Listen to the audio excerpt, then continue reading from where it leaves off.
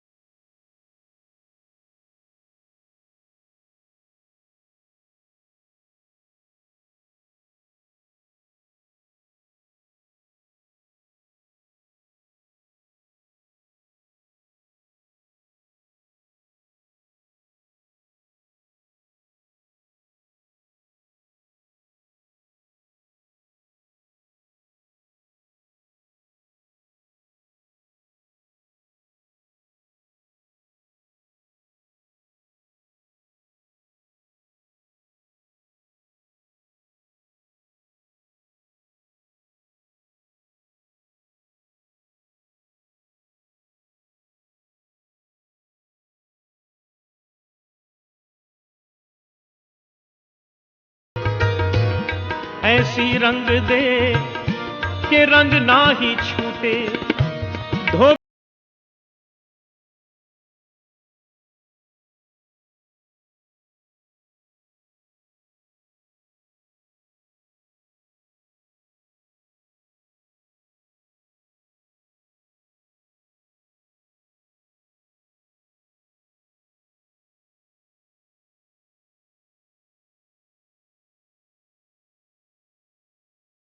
सौभाग्य की बात है कि परम पूज्य स्वामी जी आज अपने सुवचनों की अमृत वर्षा कर हमारे बीच पधारे हैं और हमें उनका सानिध्य मिल रहा है। हमारे यहाँ कहा जाता है कि साधु संत येती घरा तोची दिवाली दसरा।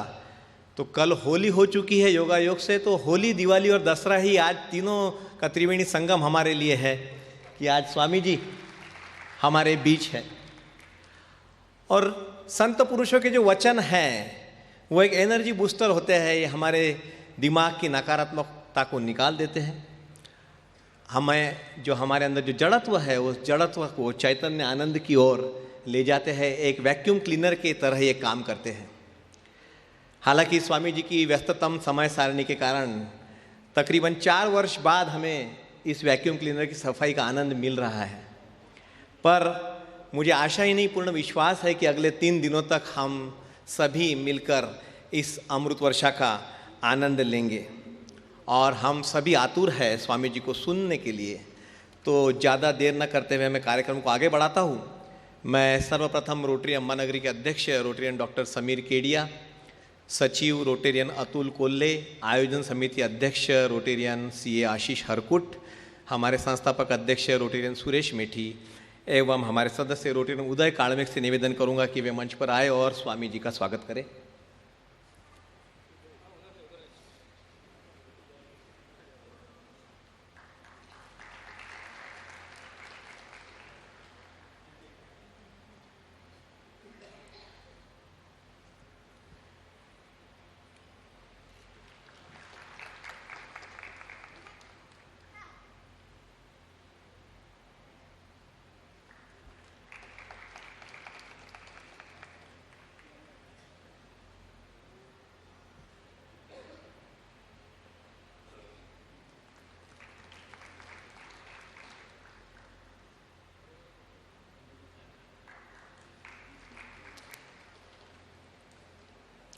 हमारे आज के सत्र यजमान दानशूर श्री राम अवतार शिव प्रसाद जी सिंघानिया परिवार, हम अत्यंतिक आभारी हैं उनके कि आज का सत्र उन्होंने प्रायोजित किया।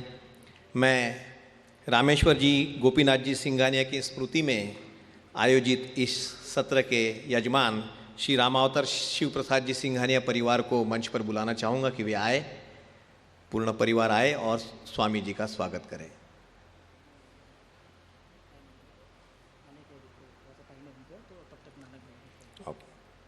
शायद कुछ समय बाकी है। हमें जिनका हमेशा सहयोग मिलता है ऐसे हमारे मीडिया पार्टनर प्रतिदिन अखबार, पश्चिम विदर्भ की बुलंद आवाज़, जिन्होंने सकारात्मक पत्रकारिता से अपना परचम पिछले 25 सालों से लहरा दिया है, और जिनका हमें हमेशा सहयोग मिलता है ऐसे श्री नानक भाई आहूजा, जयराम भाई आहूजा, प्रवीण भाई आहूजा एवं समस्त परिवार को मैं मंच पर बुलाना चाहूँगा कि आप कृपया मंच पर आए और स्वामी जी का सत्कार करें। मैं चाहूँगा कि पूरा परिवार मंच पर आए और एक बार जोरदार तालियों के साथ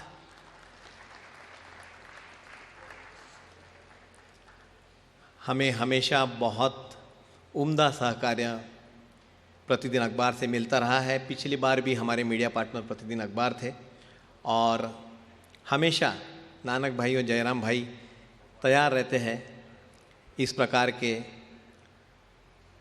अच्छे आयोजनों के लिए।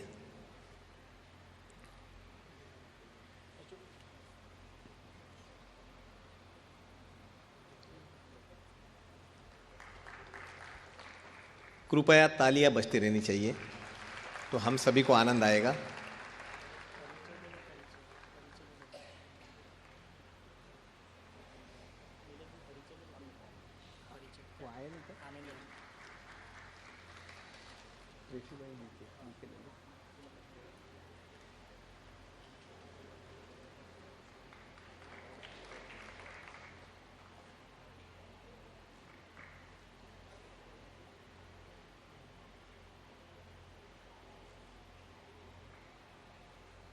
मैं रोटरी अम्बानगरी के अध्यक्ष रोटरी डॉक्टर समीर कीड़े से निवेदन करूंगा कि पुष्प गुच्छ देकर आहूजा परिवार का स्वागत करें।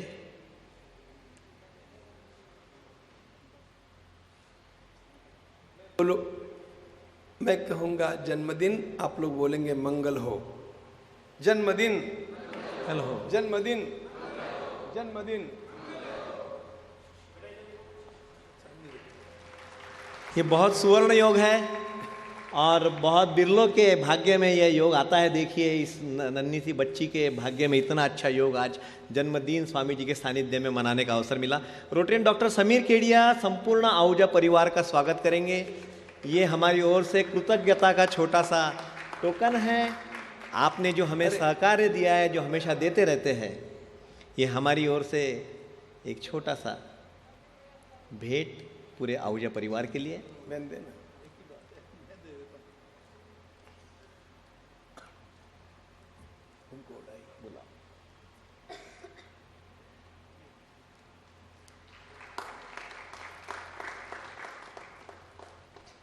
बहुत बहुत धन्यवाद नानक भाई, जयराम भाई, प्रवीण भाई एवं संपूर्ण आहूजा परिवार। अब मैं हमारे आयोजन समिति प्रमुख रोटेरियन सी आशीष हरकुट से निवेदन करूंगा कि वे मंच पर आकर गुरु जी का परिचय सभा को दें। स्वामी जी के चरणों में प्रणाम। ये हमारे लिए बड़े सौभाग्य की बात है कि स्वामी जी अपने प्रवचन की अमृत वर्षा करने आज अमरावती पधारे हैं। वैसे तो स्वामी जी का परिचय देना एक चुनौतीपूर्ण कार्य है, क्योंकि स्वामी जी पूरे भारत में ही नहीं विश्व में सर्वपरिचित है। इसलिए उनका परिचय देना यानी सूरज को दिया दिखाने समान है।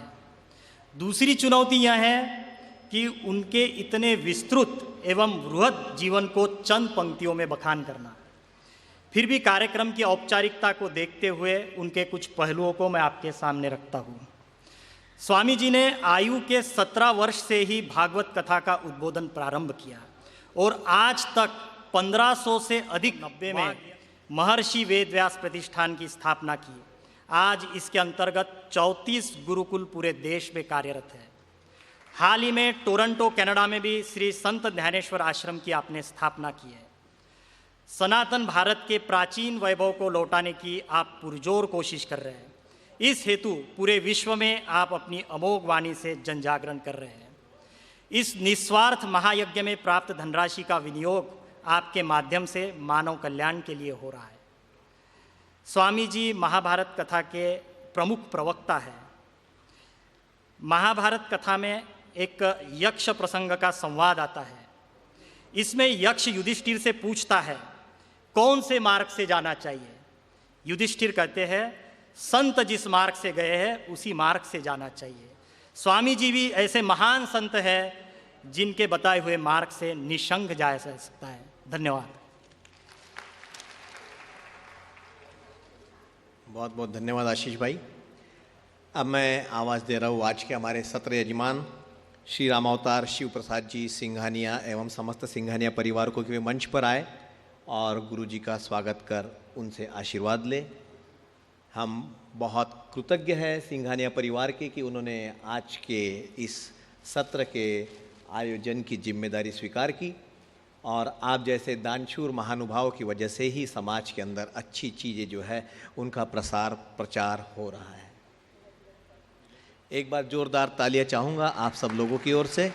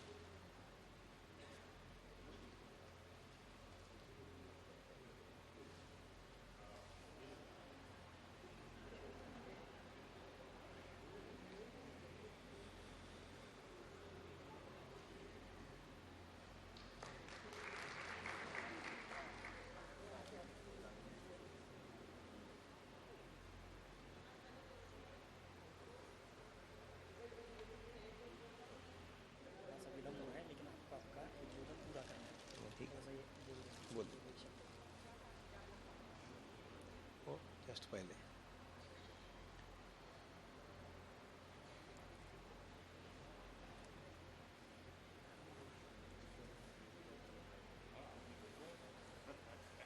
अब मैं बुला रहा हूँ हमारे रोटरी अम्बानगरी के अध्यक्ष रोटरी डॉक्टर समीर केडिया को कि वे आए एवं सिंघानिया परिवार का स्वागत करें पुष्पगुच्छ देकर।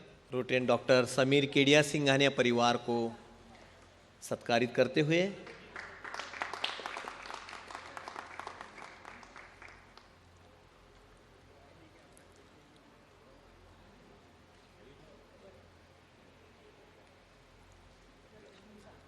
आज हमारे बीच आने वाले सत्रों के यजमान श्री दीपक जी भट्ट, डॉक्टर सत्यनारायण जी कासट एवं assistant commissioner of police Shri Anil ji Deshmukh भी उपस्थित हैं। हम आप सभी का शब्द सुमनों से तहे दिल से स्वागत करते हैं। अब मैं बुला रहा हूँ हमारे अध्यक्ष रोटरी डॉक्टर समीर केडिया को कि वे संक्षिप्त में स्वागत प्रस्ताव रखें। धन्यवाद नीलेश भाई।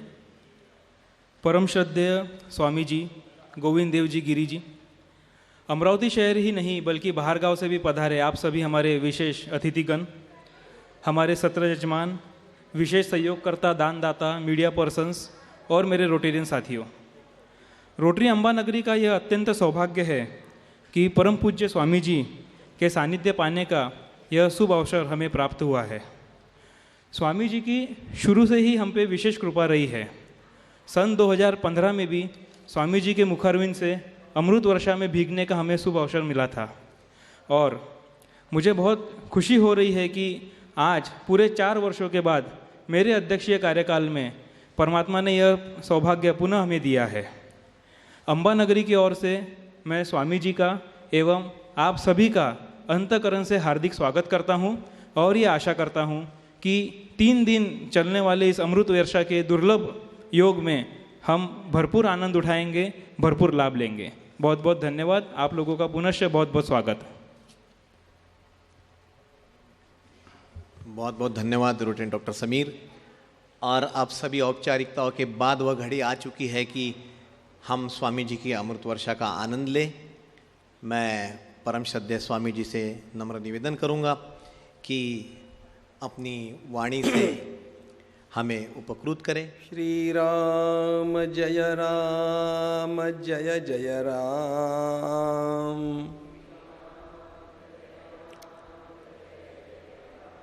श्री राम जय जय राम। श्री राम जय जय राम।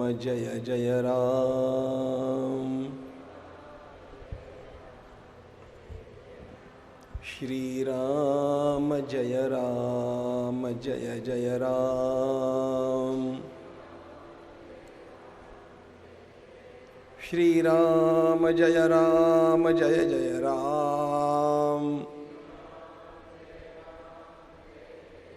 श्री राम जय जय राम।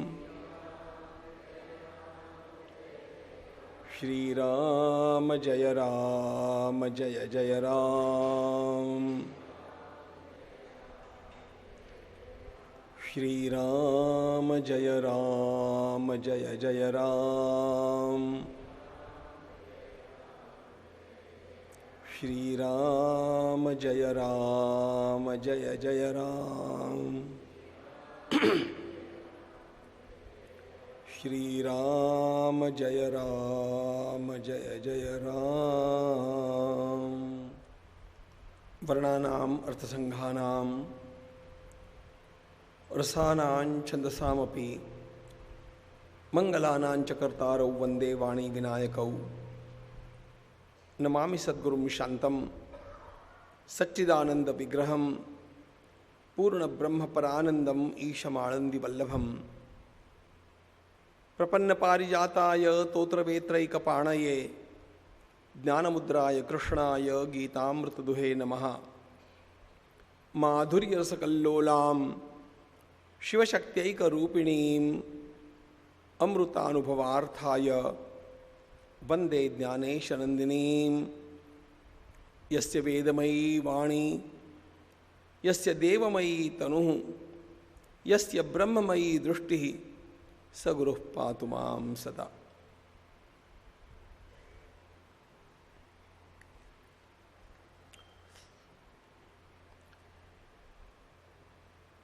भगवती अंबाबाई की इस पावन नगरी में,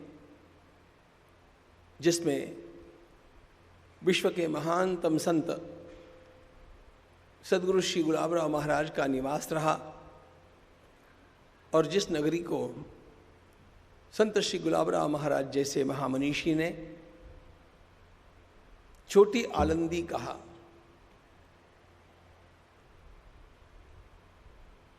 ऐसा यह अमरावती शहर है। आप में से अनेक लोगों को पता नहीं होगा कि संत श्री गुलाबराव महाराज, जिनको मैं किसी भी मंच से विश्व का महानतम अद्वितीय संत कहता आया हूं, उस महान संत का निवास यहां पर रहा। उनका ग्रंथालय यहां पर है। उनके द्वारा पूजित ठाकुर जी भी यहीं पर विराजमान है, संत ज्ञानेश्वर मंदिर में। और महाराज कहा करते थे कि अमरावती छोटी आलंदी है। आलंदी ये अत्यंत पवित्र नाम है। कैवल्याचा पुतळा, प्रकटला भूतळा, चैतन्याचा जिव्हाळा ज्ञानोबा माझा,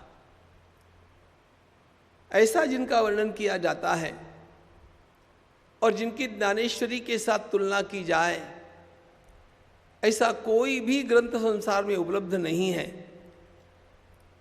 ऐसे संत श्री ज्ञानेश्वर महाराज की संजीवन समाधि का, उनके नित्य निवास का स्थान आलंदी, जिसको संत श्री गुलाबराव महाराज ये कहा करते थे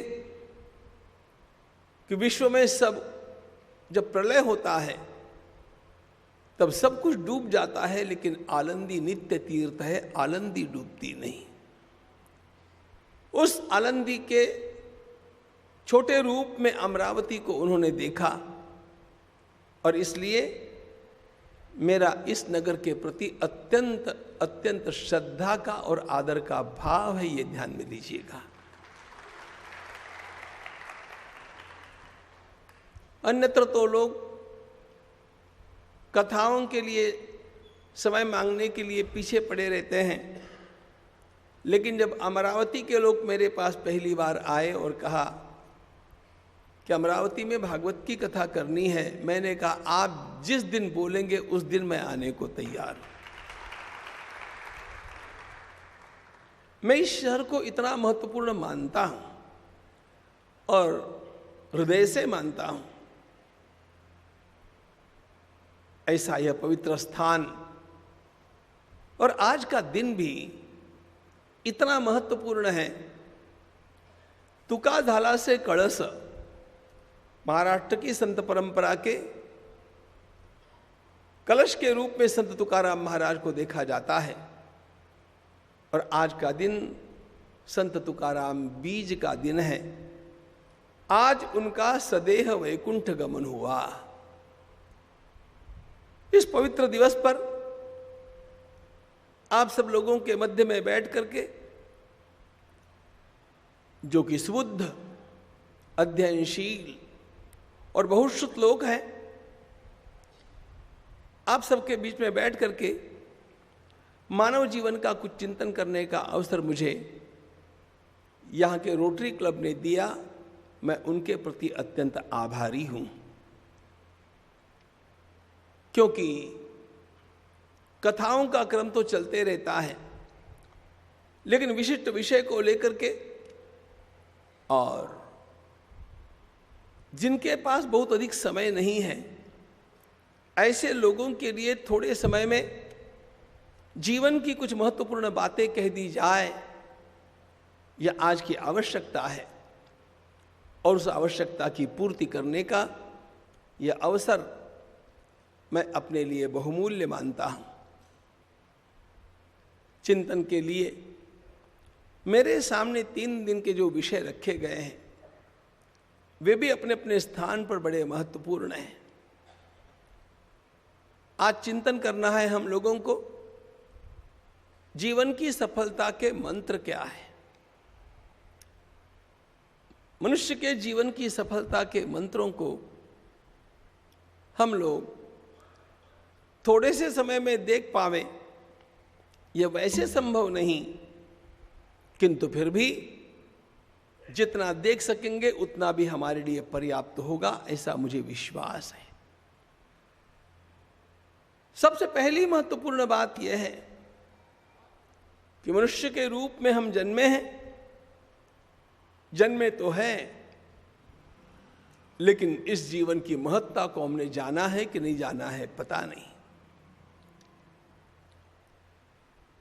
अभी अभी आशीष भैया ने उल्लेख किया था महाभारत का।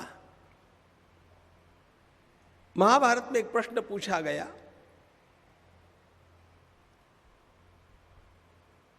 सारे संसार में सर्वाधिक महत्वपूर्ण वस्तु कौन सी है? संसार की असंख्य वस्तुओं में सर्वश्रेष्ठ महत्वपूर्ण वस्तु कौन सी है? और महाभारतकार ने उत्तर दिया, नमानुषात् श्रेष्ठतरम ही किंचित। हमें मिला हुआ जो मानव जन्म है वो इस सारे संसार की, सारे अस्तित्व की सबसे महत्वपूर्ण वस्तु है। मानव जन्म से अधिक महत्वपूर्ण सारे अस्तित्व में कुछ नहीं। हम लोग मनुष्य के रूप में जन्मे हैं, यह विधाता का अत्यंत बड़ा हम लोगों पर उपकार।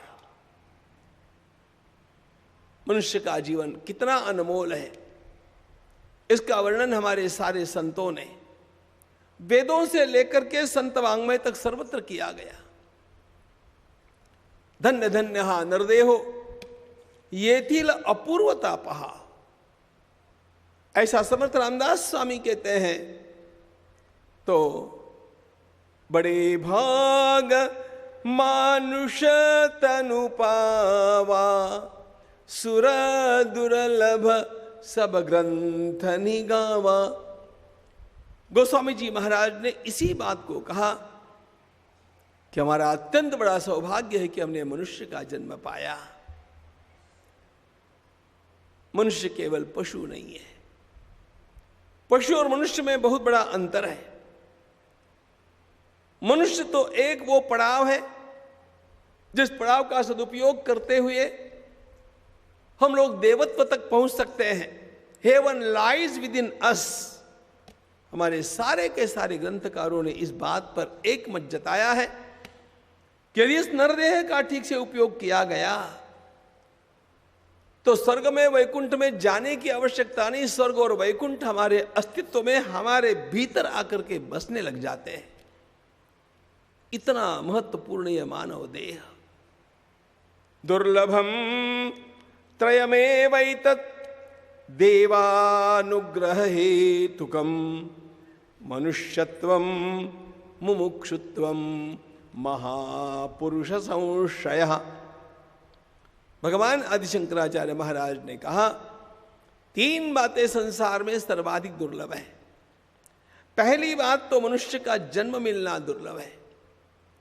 दूसरी बात, यह जन्म मिलने के पश्चात विवेक के साथ मैं मोक्ष तक प्रगति करूं, इस प्रकार की आकांक्षा निर्माण होना दुर्लभ है। और तीसरी बात, यह आकांक्षा होने के पश्चात भी किसी श्रेष्ठ महापुरुष का संग मिलना, उसकी सेवा का अवसर मिलना दुर्लभ है। इनमें पहली बात भगवान आदि शंकराचार्य महाराज बतलाते हैं मनुष्यत्वम। दुर्लभम त्रयमेवैतत् देवानुग्रह हेतुकम मनुष्यत्वम। डॉक्टर एलेक्सिस कैरल का मैन द अननोन, यह ग्रंथ यदि आप में से किसी ने देखा होगा तो उसमें उन्होंने प्रमाणित किया है कि मनुष्य का यह स्वयं जन्म ही अपने आप में सारे ब्रह्मांडों को धारण करने वाली विलक्षण शक्ति है। इसके भीतर सब कुछ छिपा हुआ है। जो जो ब्रह्मांड में है वो पिंड में है। सारे ब्रह्मांड का मिनिएचर, एक छोटी आकृति मनुष्य का शरीर है। It's a great chance. यह अतीव दुर्लभ मानव जन्म। दुर्दैव अनेक बार यह होता है कि इतने श्रेष्ठ इस मनुष्य जन्म का उपयोग हम सही ढंग से करते हैं कि नहीं। सही ढंग से उसका विवेक से उपयोग करना हम सीखे हैं कि नहीं। यहां पर आकर के सारी बात थम जाती है। वस्तु केवल अमूल्य होकर के उसका उपयोग नहीं होता, वस्तु का मूल्य जानना पड़ता है। और यदि वस्तु का मूल्य हम जानेंगे नहीं तो उस वस्तु का सरासर दुरुपयोग होता जाएगा। कल्याण में मैंने बचपन में एक छोटा सा प्रसंग पढ़ा था। एक गडरिये के बच्चे को एक हीरा मिल गया। चमकीला पत्थर समझ करके उसने अपनी बकरी के गले में बांध दिया। उसको लगता था कि चमकीला पत्थर है, लेकिन संजोग से एक बार वहां से एक जौहरी निकला।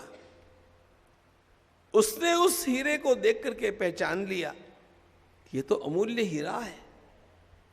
उसने उस बच्चे से पूछा, अरे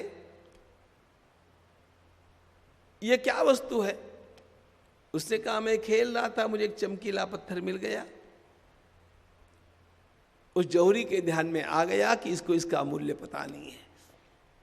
उसने कहा, इसे बेच दो ना, 50 रुपए में मैं ले सकता हूं।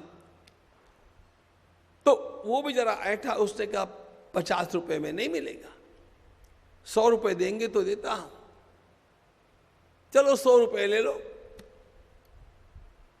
चमकीला पत्थर मान करके उस हीरे को उसने 100 रुपयों में बेच दिया, जिसको प्राप्त करके उस जौहरी ने कितना ही माल कमा लिया। पत्थर वही है, हीरा वही है, एक ने उसके उपयोग को समझा नहीं और दूसरे ने उसके मूल्य को जाना।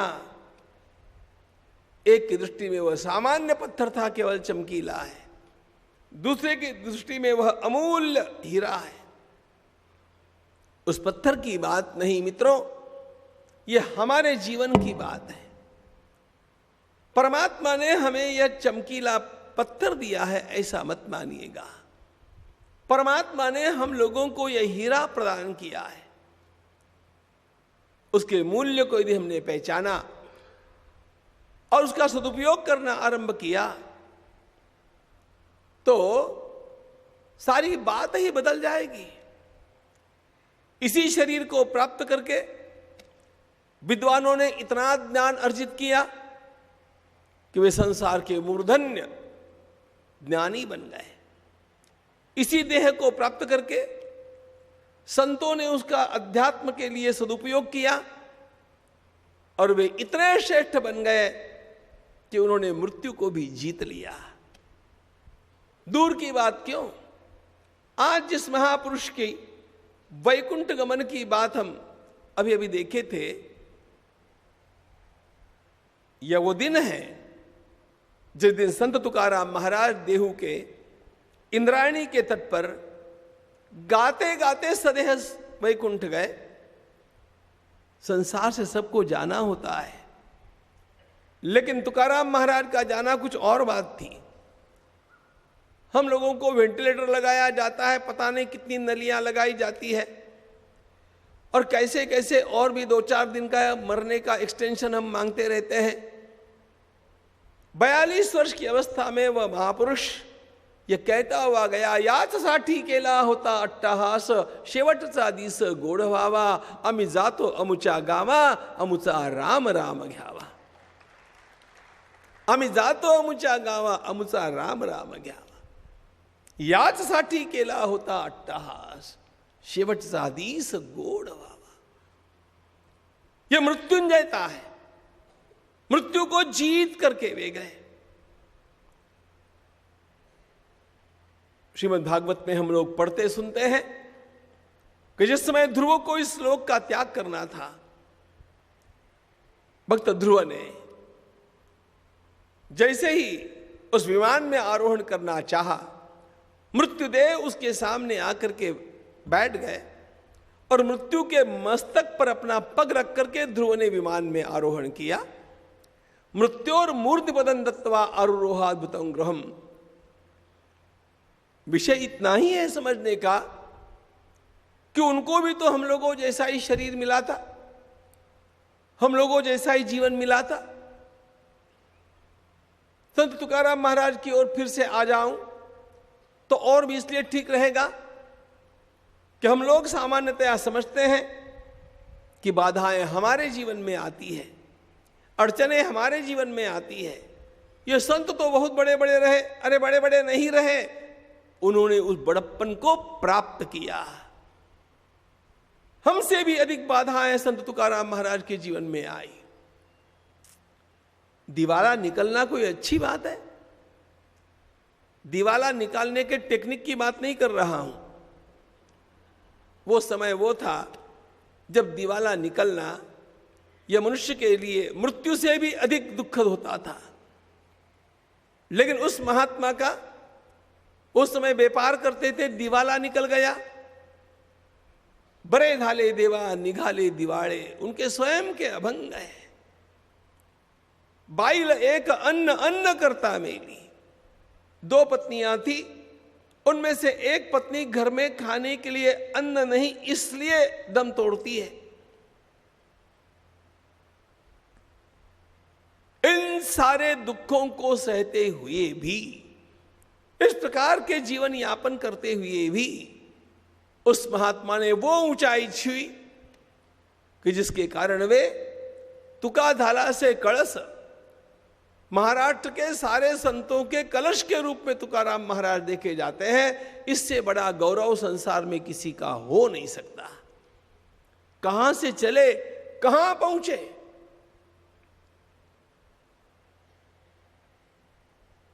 महात्मा गांधी जी के लिए डॉक्टर आइंस्टाइन के शब्द हैं, a man with handful bones, मुट्ठी भर हड्डियों का यह आदमी। लेकिन मुट्ठी भर हड्डियों के इस आदमी ने, जो कि अपने को बड़ा बुद्धिमान नहीं समझता था, गांधी जी ने आत्मकथा में लिखा है, I was a student of mediocre intellect, मैं मध्यम बुद्धि का छात्र था।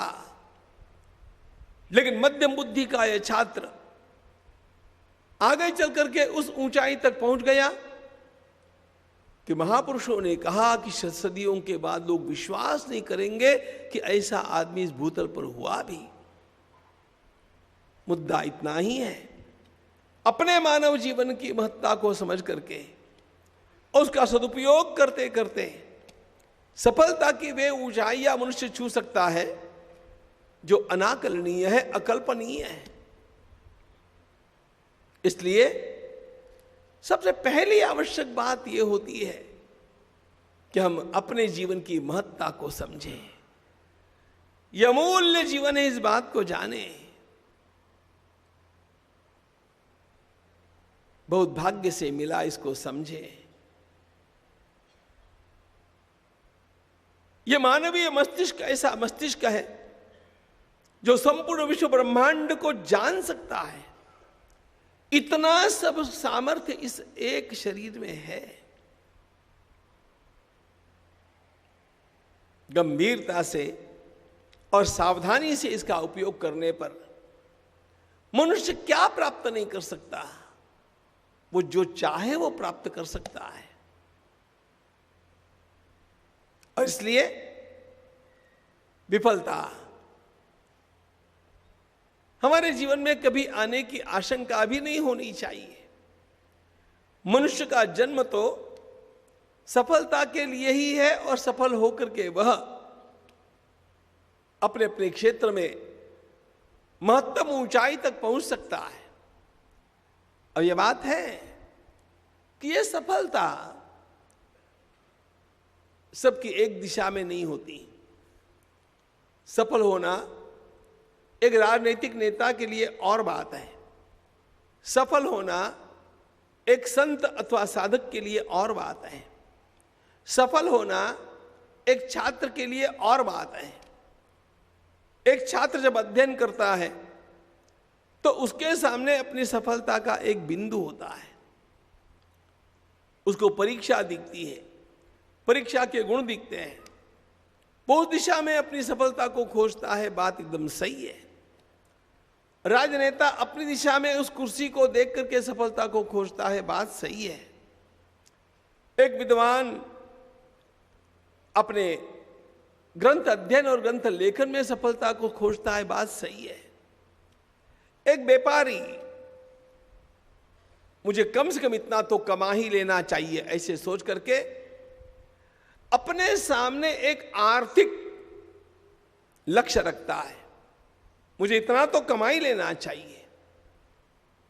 उसकी सफलता की दिशा वो है। सभी की दिशा, सभी के सफलता के विषय अलग अलग होने पर भी सभी की सफलता का तंत्र एक ही है। सभी अपने अपने क्षेत्र में सफलता तक तभी पहुंचेंगे जब कुछ विषयों का वे चिंतन करेंगे मंत्र के रूप में। मुझे जब विषय लिख करके भेजा गया तो उसमें मंत्र शब्द था। अब मंत्र शब्द का सामान्य लोग जो अर्थ समझते हैं वो तो है ही। श्री राम जय राम जय जय राम एक मंत्र है जिसका हम जप करते हैं। जय जय राम कृष्ण हरि एक मंत्र है जिसका हम लोग जप करते हैं। यहां पर इस व्याख्यान में जब मंत्र शब्द का प्रयोग किया तो यहां पर अभिप्रेत क्या है, इसको समझना चाहिए। मंत्र शब्द को समझते ही हम लोग इसको समझ सकते हैं, मननात् त्रायते इति मंत्रः। जिसका मनन करते रहने से, जिसका विचार करते रहने से अपने आप हम अपने छोटे स्थान से बड़े स्थान पर, बड़े स्थान से उससे बड़े स्थान पर निचली सीढ़ी से ऊपर की सीढ़ी पर, उससे ऊपर की सीढ़ी पर जाते रहते हैं। किससे जाते हैं? मननात् मननात् त्रायते इति मंत्रः। इसका चिंतन करते रहेंगे तो अवश्य हम लोग ये सीढ़ियां चढ़ते जाएंगे। और इसलिए मनन करने के वे सूत्र क्या हो सकते हैं, इसका चिंतन हमारे जीवन की सफलता के लिए अत्यंत आवश्यक है। ध्यान रखना, एक छात्र की सफलता एक परीक्षा की दृष्टि से है, एक व्यापारी की सफलता अर्थ को लेकर के एक विशिष्ट धन प्राप्ति तक है, राजनीतिक नेता की सफलता उसको लो एक पद चाहिए, कुर्सी चाहिए, वहां तक है। हरेक की अपनी अपनी सफलता अलग अलग क्षेत्रों में, अलग अलग दिशाओं में होने पर भी संपूर्ण मानव जीवन ही सफल होना चाहिए, इसका भी गहन चिंतन होना चाहिए। हमारी सफलता एकांगी न रहे। अनेक बार ऐसा होता है, धन तो मैंने खूब प्राप्त कर लिया लेकिन शांति प्राप्त नहीं कर सका। एक व्यक्ति ये कहता है कि मैंने अध्ययन तो खूब कर लिया लेकिन इतना अध्ययन करने के पश्चात भी अपने घर का पालन करने के लिए पर्याप्त मैं धन प्राप्त नहीं कर सका। ये अलग अलग क्षेत्रों की सफलताएं छोटी छोटी हैं। समग्र मानव जीवन सफल हो जाए ऐसा लगता हो, जो कि लगना चाहिए, तो उसके कुछ निश्चित रूप से सूत्र हम लोगों को जानने चाहिए। जब इन सूत्रों का विचार मैं करता हूं तो आपके सामने एक बात मैं स्पष्ट रूप से कह देना चाहता हूं। आजकल लाइफ मैनेजमेंट को लेकर के और अनेक लोग बोला करते हैं, इन विषयों को बोलने में मैं प्रवृत्त क्यों हुआ, यह बात भी आपके सामने आ जानी चाहिए। पूर्व काल में मैं इन विषयों से परिचित था नहीं, इन विषयों पर बोलता भी नहीं था, लेकिन 21-22 वर्ष पहले से जब से मैं विदेश जाने लगा, विदेश में एक विशेष बात मुझे अच्छी लगती है, वहां पर थोड़ा अध्ययन के लिए समय मिलता है। वहां के ग्रंथालयों में हम कितना ही समय जाकर के बैठ सकते हैं और पढ़ सकते हैं। मैंने उसका पर्याप्त उपयोग किया। जब मैं उन ग्रंथों को पढ़ने लगा, नई नई पुस्तकों को, तो एक बात ध्यान में आई कि आजकल 4 एरियाज में बहुत लिखा जाता है। 4 विषयों के बारे में हजारों पुस्तकें लिखी जा रही है। उसमें पहला क्षेत्र है मैनेजमेंट का, प्रबंधन। इस प्रबंधन के ऊपर इतना लिखा जा रहा है और लिखा गया है और अद्भुत है। दूसरा विषय है सेल्फ हेल्प, आत्मविकास, मुझे अपना विकास कैसे करना चाहिए। तीसरा विषय है रिलेशनशिप, मानवीय संबंध आपस में कैसे होने चाहिए। इस विषय को लेकर के भी बहुत लिखा जा रहा है। और चौथा क्षेत्र है लीडरशिप, मानवीय जीवन में विभिन्न स्तरों पर नेतृत्व कैसे दिया जाना चाहिए और उन नेतृत्व गुणों का विकास कैसे किया जा सकता है। Management, self help, relationship and leadership. मैं जब पढ़ रहा था तो एक बात मेरे ध्यान में आने लगी, कह रहे मैं तो विचार ये अंग्रेजी में पढ़ रहा हूं, भाषा नहीं है, लेकिन ये विचार मेरे लिए नए नहीं है, क्योंकि मैंने ये विचार कहीं ना कहीं पढ़े हैं। और याद करने जब बैठता तो एक बात ध्यान में आती कि ये तो मैंने महाभारत में पढ़ा है, ये मैंने रामायण में पढ़ा है, ये मैंने चाणक्य में पढ़ा है, ये मैंने समर्थ रामदास स्वामी में पढ़ा है। और एकदम मेरे भीतर एक दूसरा ही प्रकाश हो गया।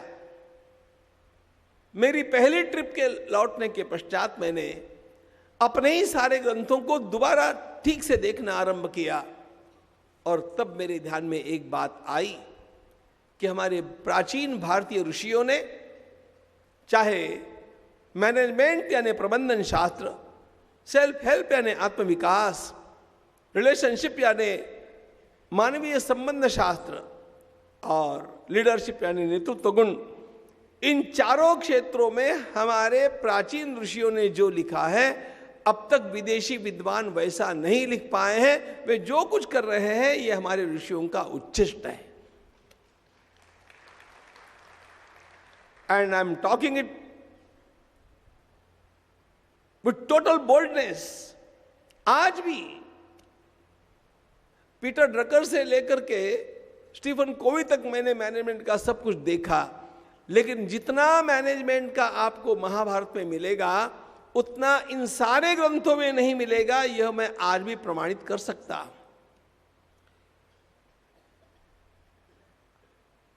रिलेशनशिप के बारे में जो राम कथा में मिलेगा वो अन्यत्र नहीं मिलेगा। जो आपको सेल्फ हेल्प के बारे में योग वासिष्ठ में मिलेगा वो अन्य ग्रंथों में कहीं पर भी नहीं मिलेगा। आजकल के हमारे योग भाई बहनें जिन ग्रंथों को पढ़ते हैं, पावर, सीक्रेट, ये सारे ग्रंथ जो है ना, ये योग वासिष्ठ के उच्छिष्ट पत्तरों जैसे ग्रंथ है। मैं उसकी आलोचना नहीं कर रहा हूं, मुझे केवल बतलाना इतना ही है कि उन ग्रंथों की अपेक्षा सैकड़ों गुना अधिक ज्ञान हमारे ग्रंथों में छिपा हुआ है। और तब से मैंने विचार किया कि भारत की यह विद्या, यह सारा भारत का ज्ञान जो आज भी यदि व्यवस्थित भाषा में रखा जाए तो इन चारों क्षेत्रों के विश्व के किसी भी ग्रंथ को मात कर सकता है, हमारे युवकों के सामने आना चाहिए। और तब से मैंने इन विषयों पर बोलना आरंभ किया। जब 16 वर्षों से इन विषयों को लेकर के मैं सोलापुर के रोटरी में और विकास बैंक में बोल रहा हूं, हर वर्ष 3 दिन। उसके 8 वर्षों की पुस्तकें भी मराठी भाषा में आपको उपलब्ध है, आप देखेंगे। मुद्दा यह है कि मैं यहां पर यह केवल उपदेश करने के लिए नहीं आया हूं, मैं आपका ध्यान हमारे भारतीय संस्कृति के इस अत्यंत बड़े खजाने की ओर आकृष्ट करने के लिए भी आया हूं। मेरे बोलने का मुख्य आधार यह महाभारत है, समर्थ रामदास स्वामी है, आर्य चाणक्य है, राम कथा है। आत्मविकास के लिए जितना योग वासिष्ठ में मिलेगा अन्यत्र नहीं मिलेगा, यह मैंने कहा। रिलेशनशिप के लिए जो राम कथा में मिलेगा वो कहीं नहीं मिलेगा। और नेतृत्व गुणों के लिए, लीडरशिप के लिए आर्य चाणक्य और रामदास स्वामी ने जो लिखा है आज तक कोई नहीं लिख पाया है, इतना वो गहरा ज्ञान है। दुर्दैव ये हो गया कि हम लोगों ने संस्कृत भाषा पढ़ना छोड़ दिया, इसलिए उस ज्ञान को हम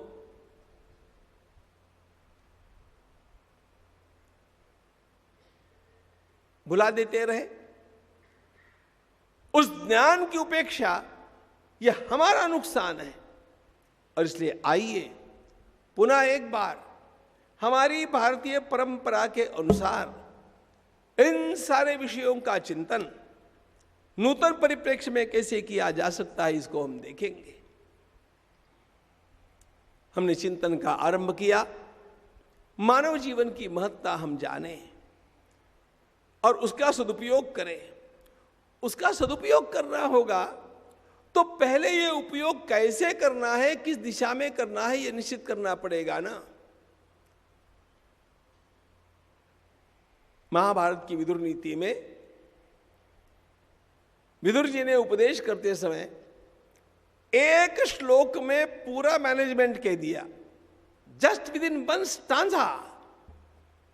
निश्चित्य प्रक्रमते नान्तर्वसति कर्मणः अवंध्य कालो वश्यात्मा सवै पंडित उच्यते।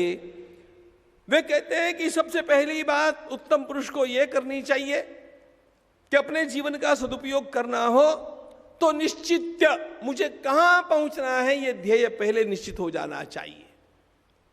जिसका गंतव्य निश्चित नहीं है वो गाड़ी किस दिशा में ले जाएगा। आप गाड़ी में जाकर के बैठे और ड्राइवर जी से कहा कि चलो, ड्राइवर पहला प्रश्न आपसे यह पूछेगा किधर जाना है। अरे कुठे ही चल रहे बाबा, कहीं भी चलो, ऐसा बोलते हैं क्या हम? ऐसा बोलना पागलपन है। मुझे नागपुर की ओर जाना है कि मुंबई की ओर जाना है कि और किधर जाना है, यह पहले मेरे मन में निश्चित होना चाहिए, तब जाकर के मेरी यात्रा आरंभ होती है। यात्रा कितनी भी दूर की होगी, लेकिन पहला कदम रखते समय मुझे मेरी दिशा और मेरा लक्ष्य निश्चित करना पड़ता है। मनुष्य के जीवन में सफलता उसको सर्वाधिक प्राप्त होती है जिसने अपने जीवन में अपना गंतव्य सबसे पहले निश्चित किया। मुझे कहां पहुंचना है, मुझे क्या बनना है।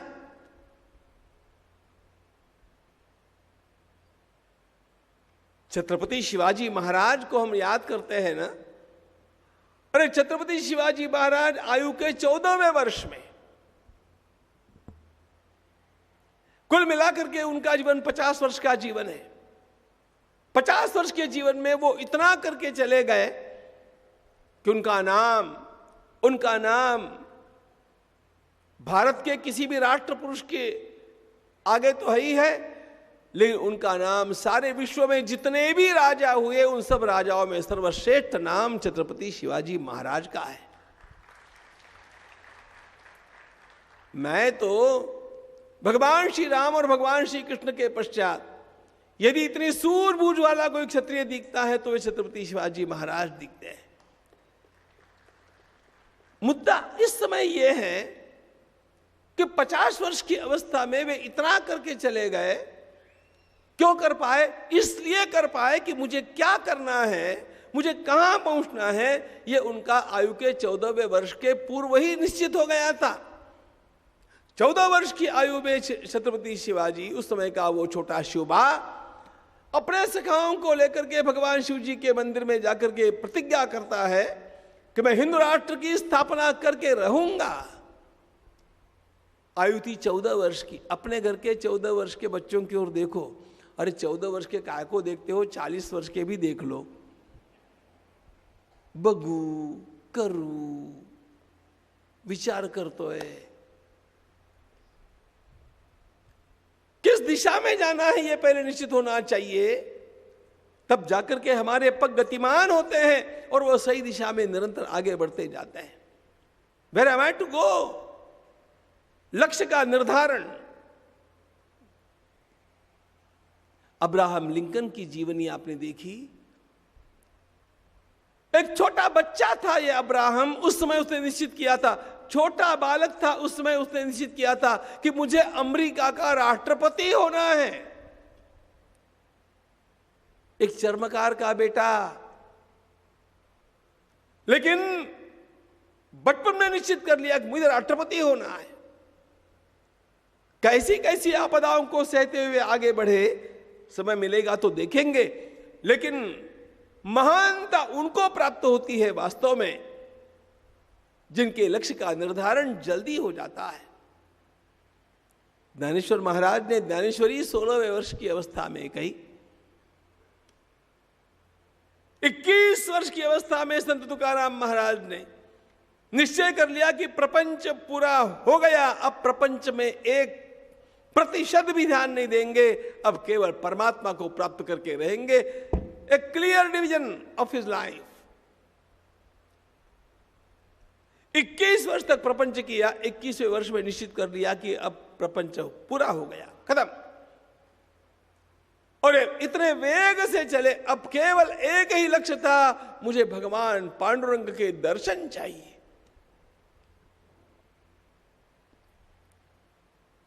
जीवन की सफलता हरेक की अलग अलग स्तरों पर होती है।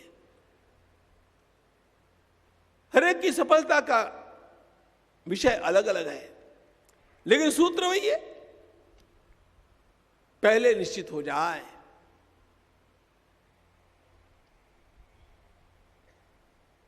स्वातंत्र वीर सावरकर जी ने वे जब केवल 15 वर्ष के थे, उस समय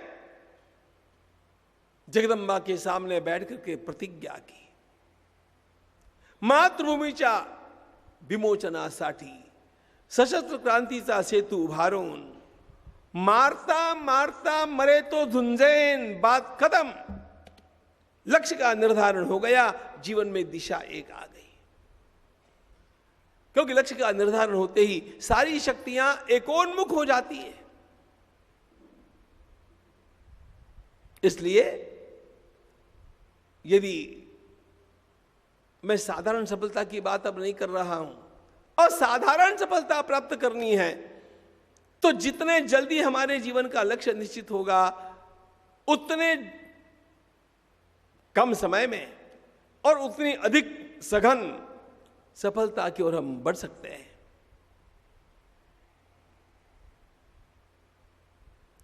लक्ष्य तो निर्धारित किया, लेकिन लक्ष्य का निर्धारण करते समय एक बात ध्यान में रखनी होती है।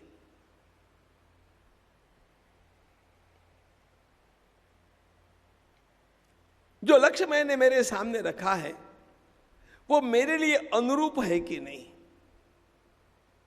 भगवद गीताकार का एक सुंदर शब्द है, ध्यान रखना, स्वधर्मे निधनम श्रेयः परधर्मो भयावह, श्रेयान् स्वधर्मो निगुणः विगुणः परधर्मात् स्वनुष्ठितात्। भगवद गीता का अत्यंत प्रिय और मौलिक शब्द है धर्म, स्वधर्म।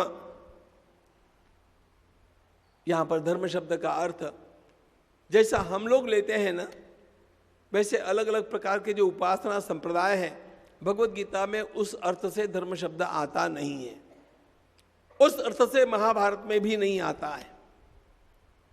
धर्म शब्द का मुख्य अर्थ मेरा कर्तव्य ये है, और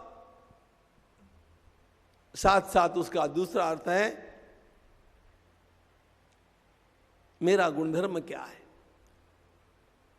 माय इंट्रिंसिक अनचेंजेबल प्रॉपर्टी।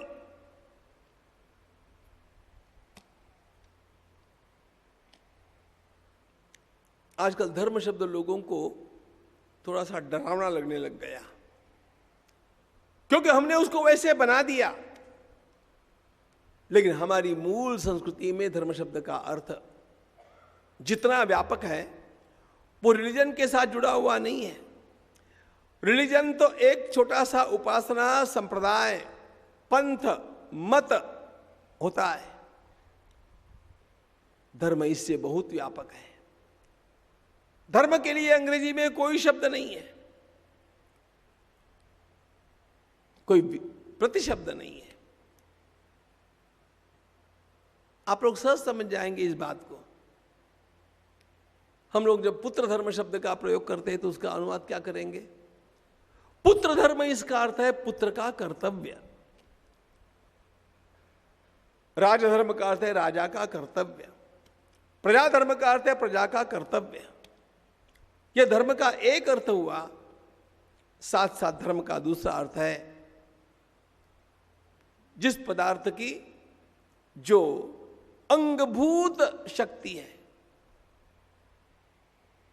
प्रकाश सूर्य का धर्म है, दाहकता अग्नि का धर्म है, शीतलता जल का धर्म है, बहना वायु का धर्म है। ये इनके गुणधर्म है। यदि जीवन में सफल होना है तो सबसे पहले मेरा धर्म क्या है ये समझना पड़ता है। What I am born for, मैं किस लिए जन्मा हूं, इसको बिना जाने यदि हम किसी क्षेत्र का चयन करते हैं तो उस क्षेत्र में बहुत आगे बढ़ना संभव नहीं होता है। क्योंकि हर व्यक्ति जो जन्म लेकर के आया वह अपने पूर्व जन्म के संस्कारों को लेकर के आया है, वह ऐसे ही नहीं आ गया।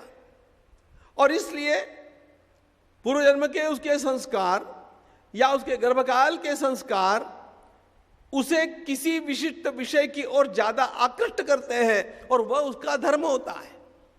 मैं आपको उदाहरण से समझाऊंगा। आपने रविंद्रनाथ टैगोर का नाम सुनाई है। इतने बड़े वे साहित्य सम्राट थे, लेकिन आपको पता है कि गणित में उनकी बुद्धि चलती नहीं थी, बिल्कुल नहीं चलती थी।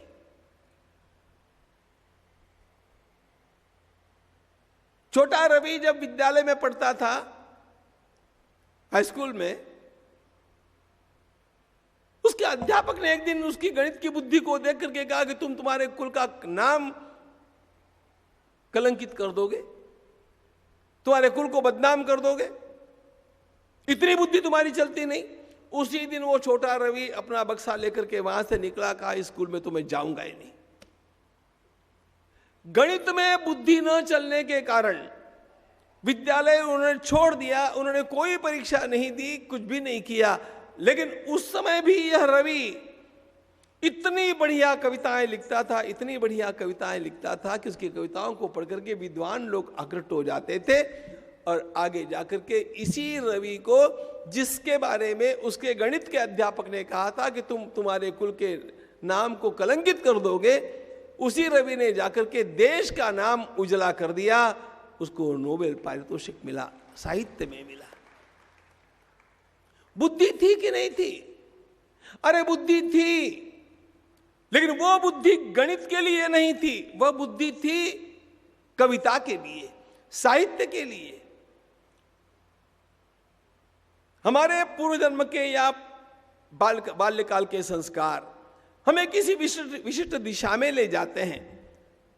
मैंने राल्फ वाल्डो इमर्सन का एक निबंध पढ़ा था।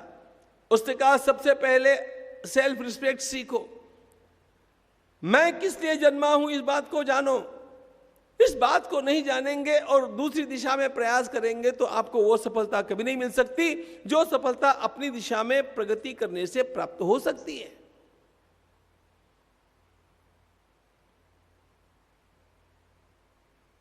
एक बात और बताऊं आपको,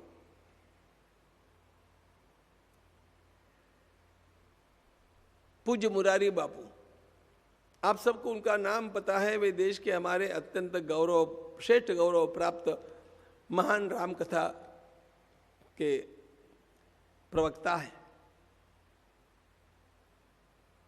अंग्रेजी में उनका मन लगता ही नहीं था, वो कभी अंग्रेजी में उत्तीर्ण नहीं हुए। उन्होंने स्वयं कही हुई बात कि आखिर अध्यापकों को शर्म आने लगी कि इसको इस क्लास में कितने दिन रखना है, इस कक्षा में आगे धकेल दो। आगे धकेल दिए तो गए, अंग्रेजी में कभी कुछ नहीं कर पाए। वो अंग्रेजी के लिए थे नहीं। दुर्दैव उनका ये और एक था कि आगे जब उनको सर्विस करने की इच्छा हुई तो उनको अंग्रेजी टीचिंग के लिए सर्विस मिली। बापू कहते हैं मेरे छात्रों को मैंने पता नहीं क्या पढ़ाया होगा, क्योंकि मुझे कुछ नहीं आता था, लेकिन उस समय उनको सर्विस की आवश्यकता थी। मूल बात, उनकी बुद्धि उस अंग्रेजी के लिए थी नहीं, उनकी बुद्धि राम कथा के लिए थी। राम कथा को लेकर के उन्होंने सारे संसार में क्रांति का आरंभ कर दिया। मैं किस लिए जन्मा हूं? पूर्व जन्म के संस्कार उनके रहे होंगे। उनके दादाजी ने बचपन से राम कथा उनको पढ़ाई, वो राम कथा में रम गए।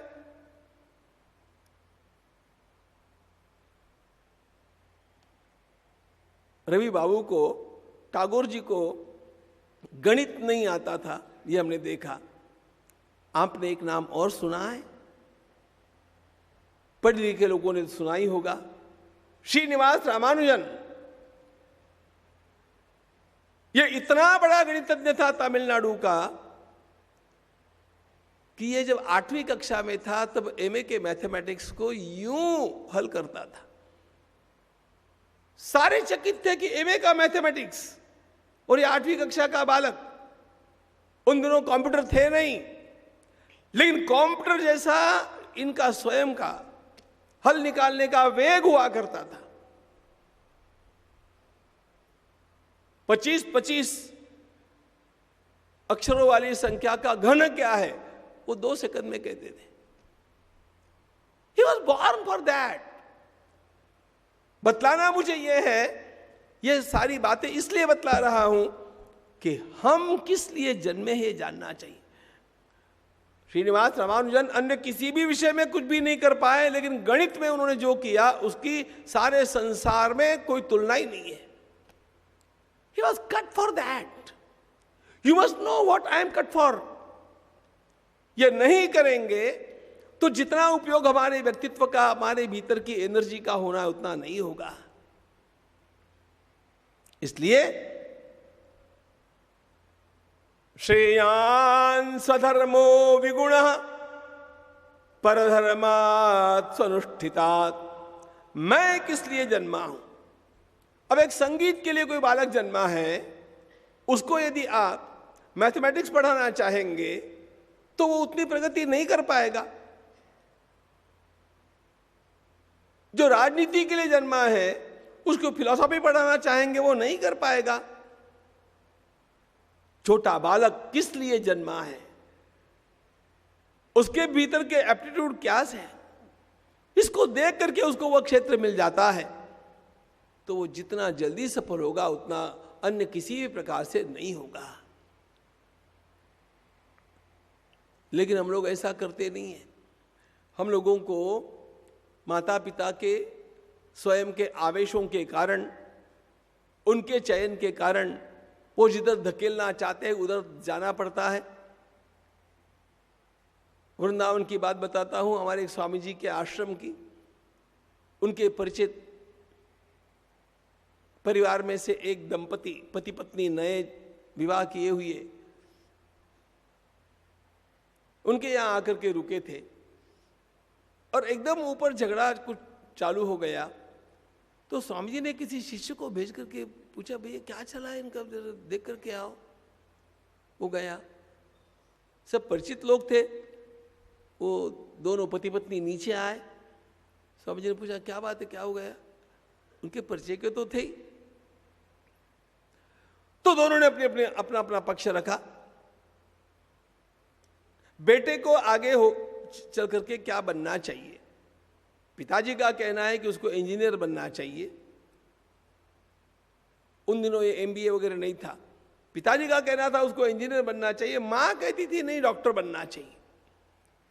अब बेटा डॉक्टर बने या इंजीनियर बने, इसको लेकर के दोनों का झगड़ा जब चला तो स्वामी जी ने कहा उस बेटे को मेरे पास ले आओ। उन्होंने कहा बेटा अभी होना है।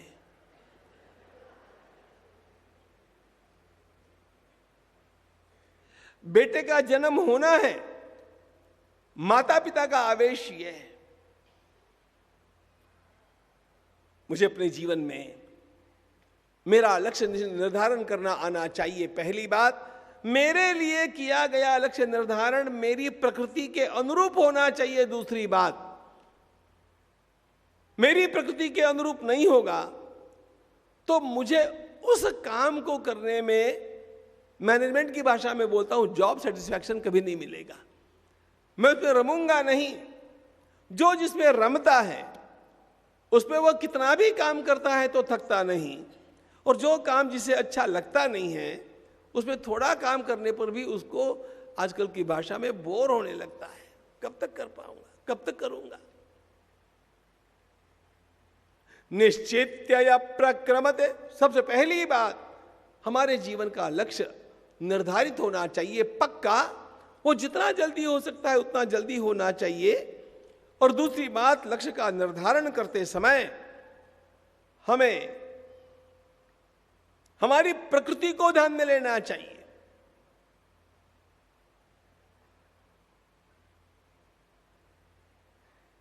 मेरा अंतर्गत स्वभाव क्या है, इसको ध्यान में लेकर के मैं वह करूं।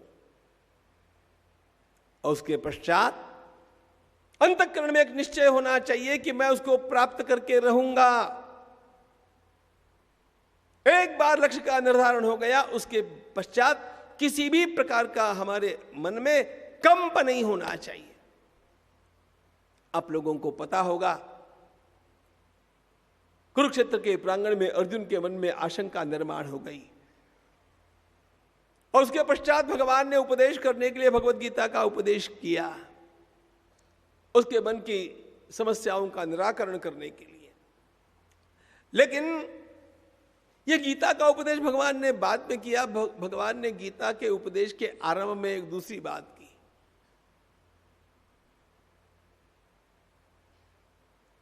संशयग्रस्त होकर के अर्जुन रो रहा है और भगवान क्या कर रहे हैं पता है?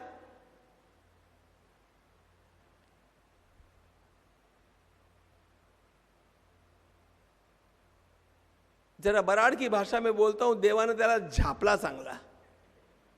क्लैब्यमास्मगम पार्थ, भगवान आरंभ करते हैं भगवत गीता में अपनी बात का। वो उपदेश से नहीं करते हैं, वो डांट से करते हैं, फटकार से करते हैं। कुतस्त्वा कश्मलमिदं विषमे समुपस्थितं अनार्यजुष्टम अस्वर्गम अकीर्तिकरम अर्जुन क्लैब्यमास्मगम पार्थ। 1 2 3 4 5 गालियां दी हैं भगवान ने।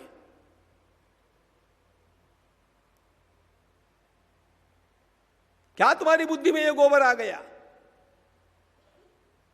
हल्के लोगों जैसा व्यवहार कैसे करने लग गए हो? क्या तुम्हें नरक में जाना है? और बोलते बोलते भगवान अंत में एक शब्द ऐसा बोल देते हैं जो सुनकर के कोई भी चिढ़ सकता है। तुम ना मर दो।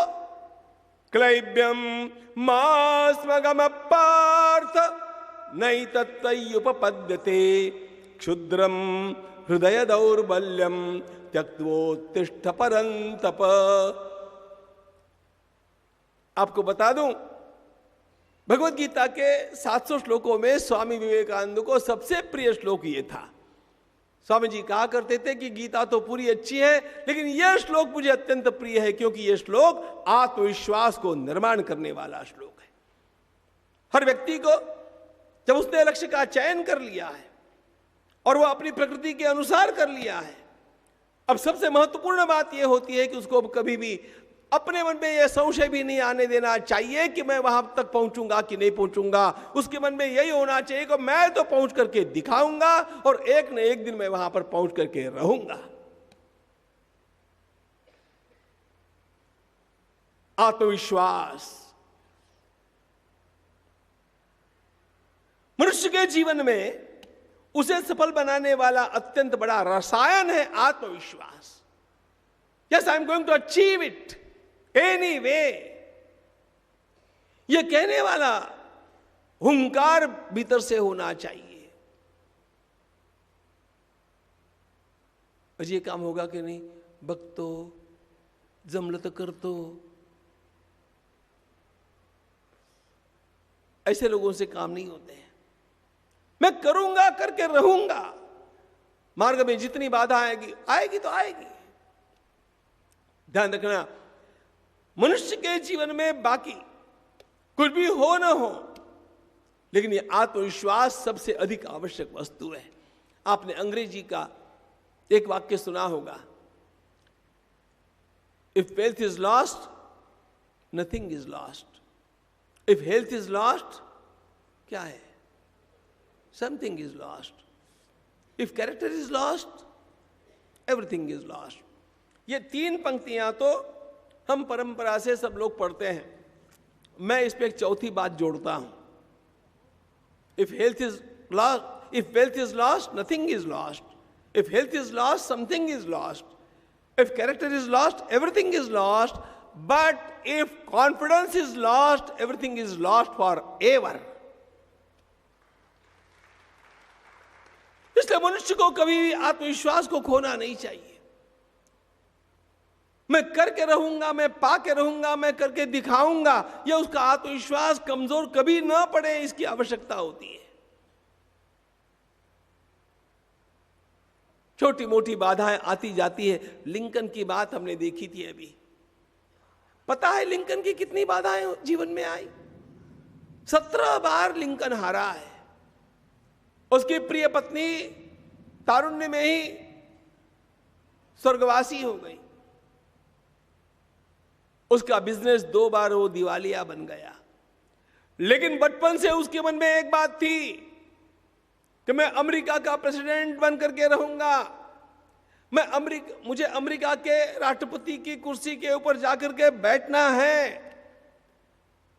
कितनी बार हारा, कितना नुकसान हुआ, लेकिन अध्ययन करता हुआ यह छोटे घर में जन्मा हुआ बालक इतने निश्चय के साथ और आत्मविश्वास के साथ आगे बढ़ता गया। संसार ने एक दिन देखा कि छोटे घर से आया हुआ अब्राहम अमेरिका का प्रेसिडेंट बन गया, और न केवल राष्ट्रपति बना, but he became a significant president of USA. एक महान राष्ट्रपति और महामानव के रूप में संसार उसको जानता है। कौन सा मंत्र था उसका? एक ही मंत्र था, बाधाओं से डरना नहीं, आगे आगे चलते ही रहना, don't give up. Swami Vivekananda एक बार वृंदावन में से जा रहे थे।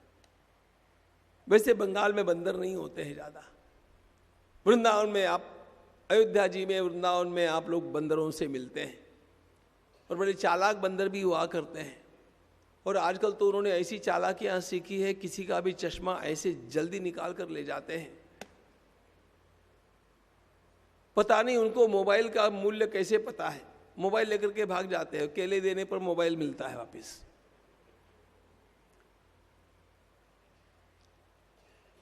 स्वामी विवेकानंद जा रहे थे, रास्ते से बंदर पीछे पड़ गए, स्वामी जी भागने लगे। स्वामी जी भागने लगे, अब बंदर पीछा करने लगे। एक वृद्ध स्वामी ऊपर से जा रहे थे, उन्होंने स्वामी जी को देख करके कहा, ए साधु, भागो मत, खड़े हो जाओ, बंदरों की ओर देखो। स्वामी जी ने वे शब्द सुने, स्वामी जी खड़े हो गए।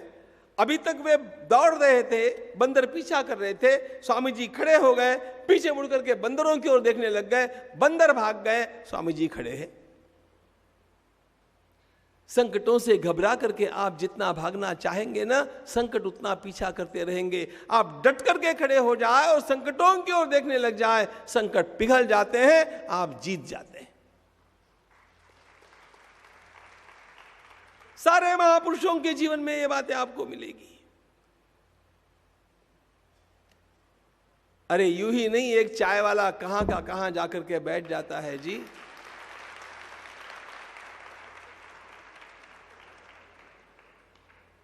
अब विचार करो, गुजरात के दंगों के समय इस आदमी के पीछे सारी दुनिया पड़ गई।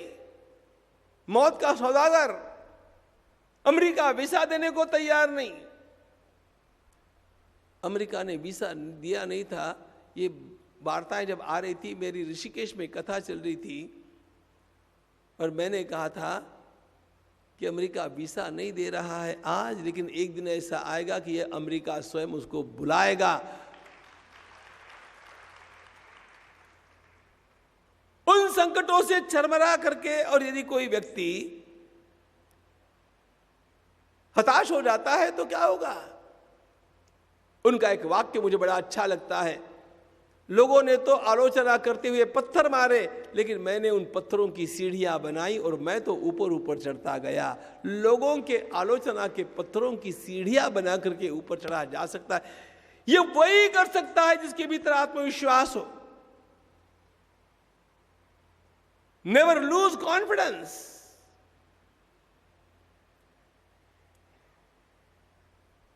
और जिसको लगता है ना मैं जीतूंगा, वो जीत करके रहता है। क्योंकि our thoughts get materialized।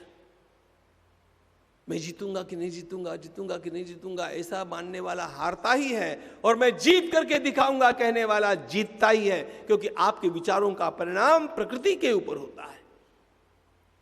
यह एक आध्यात्मिक नियम है।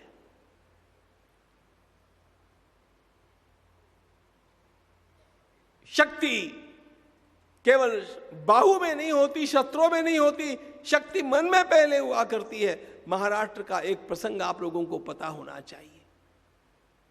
पुणे के पास एक किला है जिसका नाम पहले कोंढाणा हुआ करता था। शिवाजी महाराज ने बाद में उसका नाम सिंहगढ़ रखा। क्यों रखा?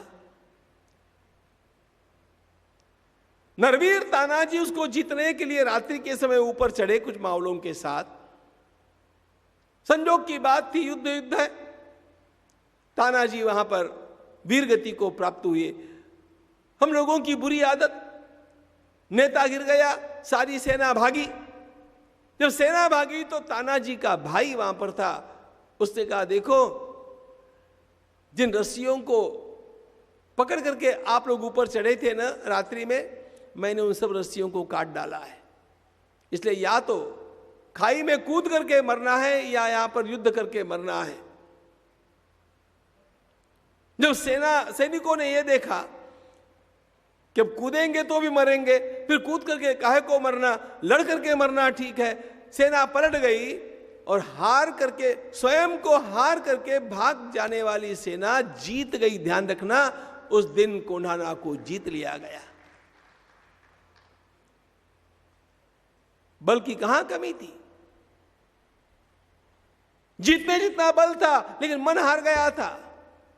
मन के हारने के कारण सब लोग भाग रहे थे। जैसे ही ये ध्यान में आया कि अब कोई रास्ता नहीं है, पूरी शक्ति का जागरण हो गया, मराठों की सेना जीत गई। हम भागे नहीं। छोटे मोटे यश अपयश, छोटे मोटे लाभ नुकसान, ये चलते रहने वाले हैं जीवन में। मन के हारे हार है, मन के जीते जीत। इसलिए अपने मन को हारने नहीं देना चाहिए। ये सबसे महत्वपूर्ण बात भगवद गीताकार। क्रैव्यम मास्मगम पार्थ नई तत्त्वयुपपद्यते क्षुद्रम हृदय दौर्बल्यम त्यक्त्वोत्तिष्ठ परंतप।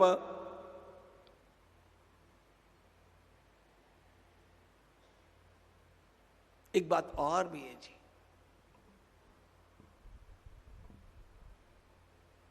जिस लक्ष्य को लेकर के हम अपने मार्ग पर चले हैं,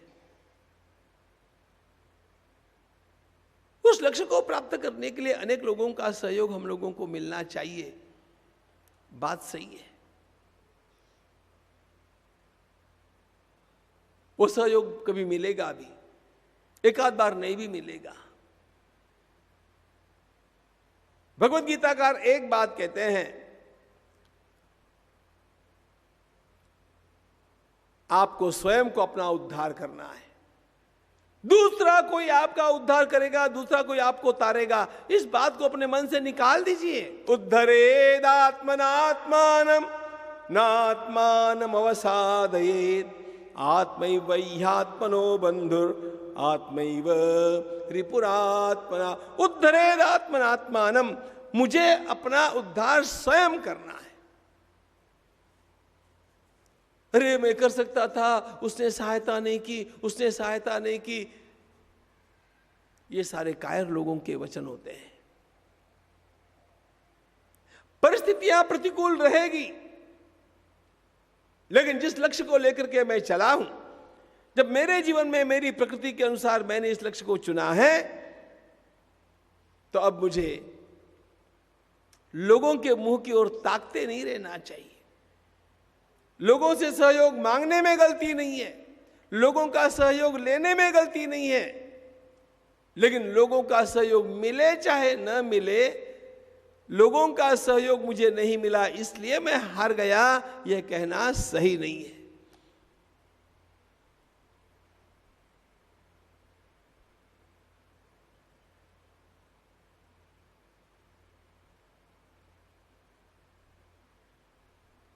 कौन था भगवान श्री राम के साथ, बोलो ना।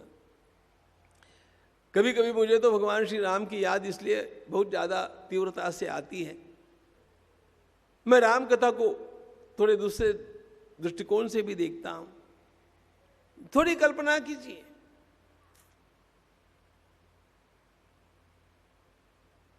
पंचवटी से भगवती सीता जी का अपहरण हो गया। पंचवटी से भगवती सीता का अपहरण होने के पश्चात भगवान श्री राम के साथ कौन था? एक लखनलाल जी को छोड़कर के कोई नहीं है। ऐसी स्थिति हम पर आती तो हम तो पहले अयोध्या लाइटनिंग कॉल करते, भरत भैया भाभी का ऐसा हो गया, तुम सेना लेकर के आओ, कुछ तो भी करना पड़ेगा। भगवान श्री राम ने कुछ नहीं किया, अयोध्या के लोगों को भनक भी नहीं है युद्ध होने तक। विजेतव्या लंका चरण तरणीयो जलनिधि विपक्ष पौलस्त्य रणभुवि सहायाश्च कपयः तथाप्येको रामः सकलमवधीद्राक्षसकुलं क्रिया सिद्धि सत्वे भवति महतां नोपकरणे।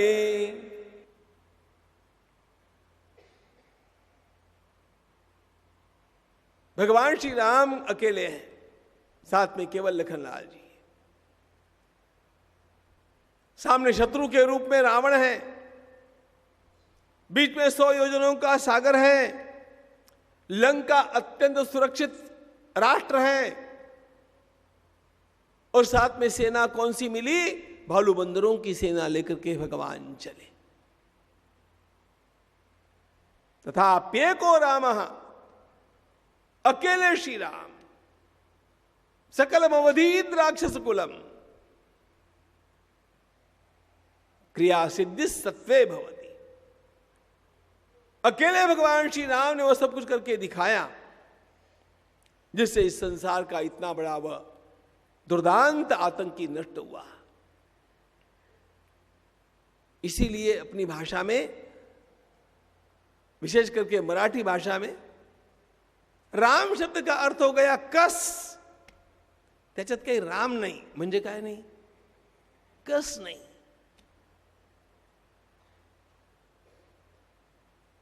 मानव जीवन की सफलता इस स्वयं अपने ऊपर सारा दायित्व लेकर के और कार्य करने में होती है। इसके लिए मनोबल चाहिए और दूसरे पर कभी किसी प्रकार से दोषारोपण करने की वृत्ति नहीं होनी चाहिए। मेरा मन पर समर्थ हो, मैं स्वयं अपने कार्यकर्ता खड़े करूंगा, मैं स्वयं अपने साधन खड़े करूंगा। जब जब मैं उद्धरेदात्मनात्मानम इस पंक्ति को पढ़ता हूं ना, तब तब मुझे एक महाराष्ट्र के महान संत की याद आती है जिनका नाम समर्थ रामदास स्वामी। जीवनी पूरी बतलाने की आवश्यकता नहीं है, लेकिन उनका प्लानिंग देखो। 12 वर्ष की अवस्था में इस नारायण ने अपना घर छोड़ा। वास्तव में विवाह के मंडप में खड़े थे, माला लेकर के खड़े थे। पुरोहित ने जैसे ही सावधान कहा, वो सावधान होकर के माला फेंक करके वहां से भागे, क्योंकि उनके ध्यान में आया कि सावधान होने की घड़ी यही है। अभी बचे तो बचे, नहीं तो फंसे। सीधे वहां से भागे, आकर के पहुंचे नासिक में श्री राम जी के मंदिर में। वहां पर समीप टाकड़ी में निवास किया। 12 वर्षों तक रोज प्रातःकाल सूर्य नमस्कार करना, गोदावरी में स्नान करना, गायत्री के 3 पुरस्चरण 12 वर्षों में पूरे किए। राम नाम का 13 करोड़ जब पूरा किया। दोपहर में भोजन की व्यवस्था क्या थी? गृहस्थों के सामने जाकर के खड़े हो जाना, भिक्षान देही करके। सायंकाल के समय लोगों से मांग करके लाई हुई लिखित पुस्तकें पढ़ना, उनकी कॉपी करना, लिखना, किसी का कीर्तन प्रवचन सुनना, रात्रि में सोना, फिर सुबह वही। 12 वर्ष, 1-2 दिन नहीं। अपने घर के 12-14 वर्ष के बालक की ओर देखो, उसके डिसिप्लिन की ओर देखो। यहां कोई मॉनिटर नहीं था, कोई बॉसिंग करने वाला नहीं था, लेकिन उस 12 वर्ष के नारायण ने 12 वर्षों तक एक भी दिन नागा किए, ये सारा किया। उनका एक वाक्य है,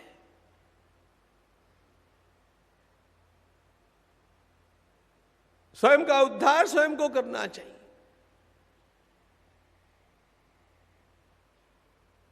उद्धरेदात्मनात्मानम नात्मानमवसादयेत आत्मैव ह्यात्मनो बंधुरात्मैव रिपुरात्मनः। मेरा सहयोगी मैं ही हूं, मेरा शत्रु भी मैं ही हूं। यदि मैंने अपना काम ठीक ढंग से नित्य किया तो मैं मेरा सहयोगी मित्र हूं, और यदि मेरा काम मैं ठीक से नहीं कर पा रहा हूं तो मैं ही मेरा शत्रु हूं। मेरा शत्रु बाहर नहीं, मेरा शत्रु मेरे साथ है। और वे किसको शत्रु कहते थे? आलस्य जन नागवला। वे कहते थे दो ही शत्रु हैं, लेकिन एक शत्रु ऐसा ये आलस्य नाम का, वो हमें तो बड़ा प्यारा लगता है। कोई काम समय पर नहीं होता,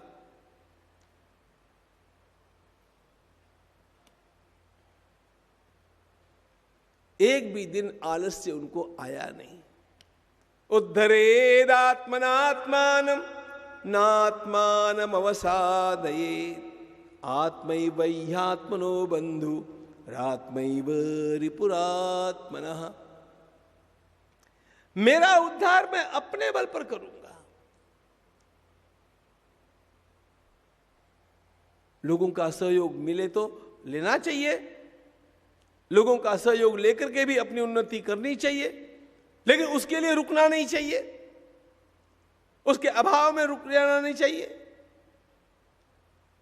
आत्मनिर्भरता,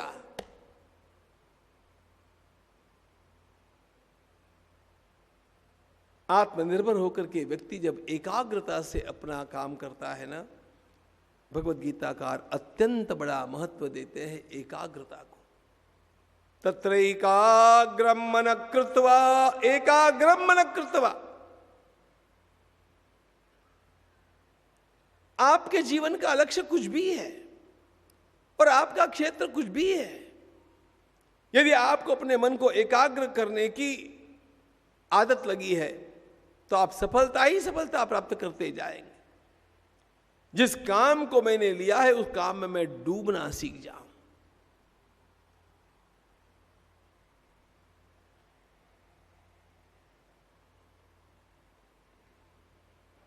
एकाग्र मन थोड़े समय में जितना काम कर लेता है, उतना काम जिसका मन एकाग्र नहीं होता है वो घंटे लगा करके भी पूरा नहीं कर सकता है। कितना वेग से पढ़ लेते थे स्वामी विवेकानंद। एनसाइक्लोपीडिया ब्रिटानिका के 13 खंड उसमें प्रकाशित हुए थे। बीमार थे स्वामी जी उन दिनों। उनके मित्र उनसे मिलने के लिए गए। वो उन खंडों को देख करके कहा कि ये कौन पढ़ता होगा भाई? स्वामी जी ने कहा 13 खंड आए हैं, 10 मैंने पूरे पढ़ लिए। You can ask me anything from any page. How you could do it? Focus. जिसका मन एकाग्र नहीं वह आगे बहुत कुछ कर पाएगा नहीं। तत्रैकाग्रम मन कृत्वा, एकाग्रता यह सफलता की अत्यंत बड़ी कुंजी है।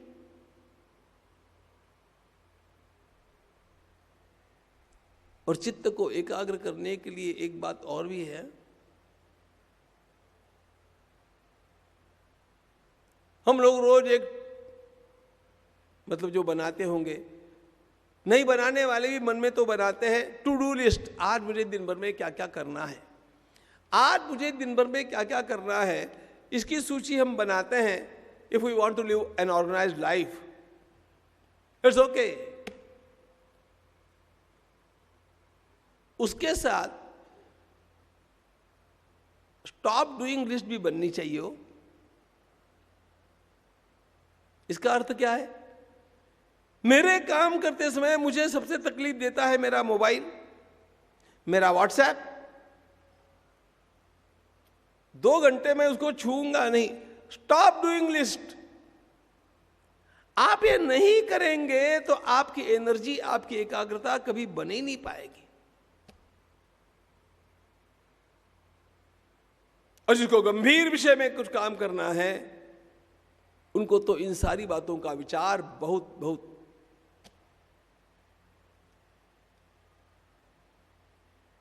गंभीरता से कर लेना चाहिए।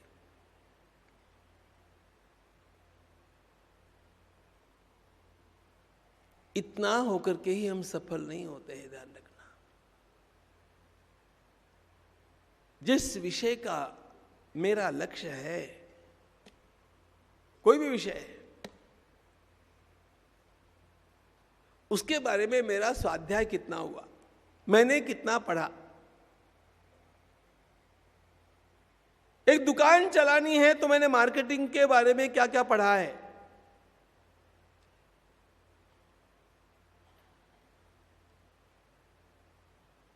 चाहे मेरा क्षेत्र संगीत का है, चाहे मेरा क्षेत्र धन कमाने का है, चाहे मेरा क्षेत्र राजनीति का है, चाहे मेरा क्षेत्र और किसी दार्शनिक वस्तु का क्षेत्र का है, हर क्षेत्र में ज्ञान इतना बढ़ता जाता है, इतना बढ़ता जाता है।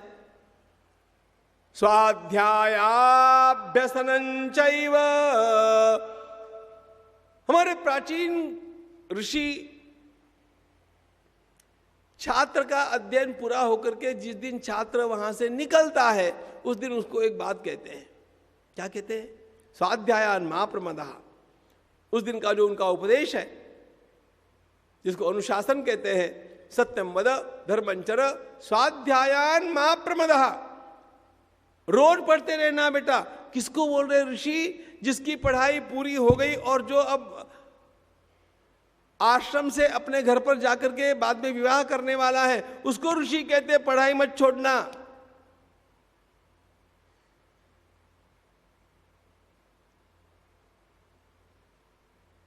किसी विश्वविद्यालय से केवल कोई प्रमाण पत्र प्राप्त करने के लिए पढ़ाई नहीं होती है, ध्यान रखना।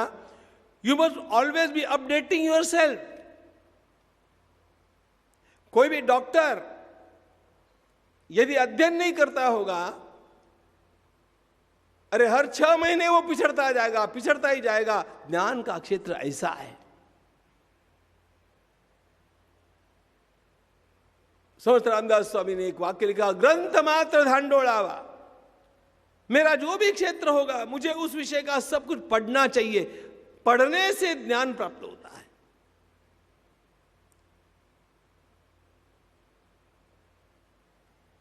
इस स्वाध्याय को हमारे सारे महान लोगों ने खूब महत्व दिया। स्वामी विवेकानंद इतना महान कार्य क्यों कर सके पता है? उन्होंने कितना पढ़ा था उसका हिसाब नहीं। रात दिन नरेंद्र पढ़ते ही रहता था, पढ़ते रहता था। अमेरिका में जब एक बार विवाद हो गया तो स्वामी जी ने एकदम कहा, आप मुझे ये बातें मत सिखाइए, मैं आपका पूरा इतिहास जानता हूं। आपने कितने देशों में जाकर के कितने लोगों का मैसेकर, कितने लोगों को मार डाला है और अपना विकास किया है, मुझसे पूछो। सब स्तब्ध रह गए, क्योंकि सारी यूरोपियन हिस्ट्री उनके कंठस्थ थी। अत्याचार करके आप लोग बड़े हुए हैं, मेरे देश ने कभी किसी पर अत्याचार नहीं किया, मैं उस देश से आया हूं, स्वामी जी ने कहा। और आपके अत्याचारों के सारे प्रसंग मैं सुना सकता हूं। ये कौन कह सकता? ये वो कह सकता है जिसने इतना पढ़ा होगा। एक सामान्य परिवार में जन्मे हैं महामानव डॉक्टर अंबेडकर। कैसे महान बन गए?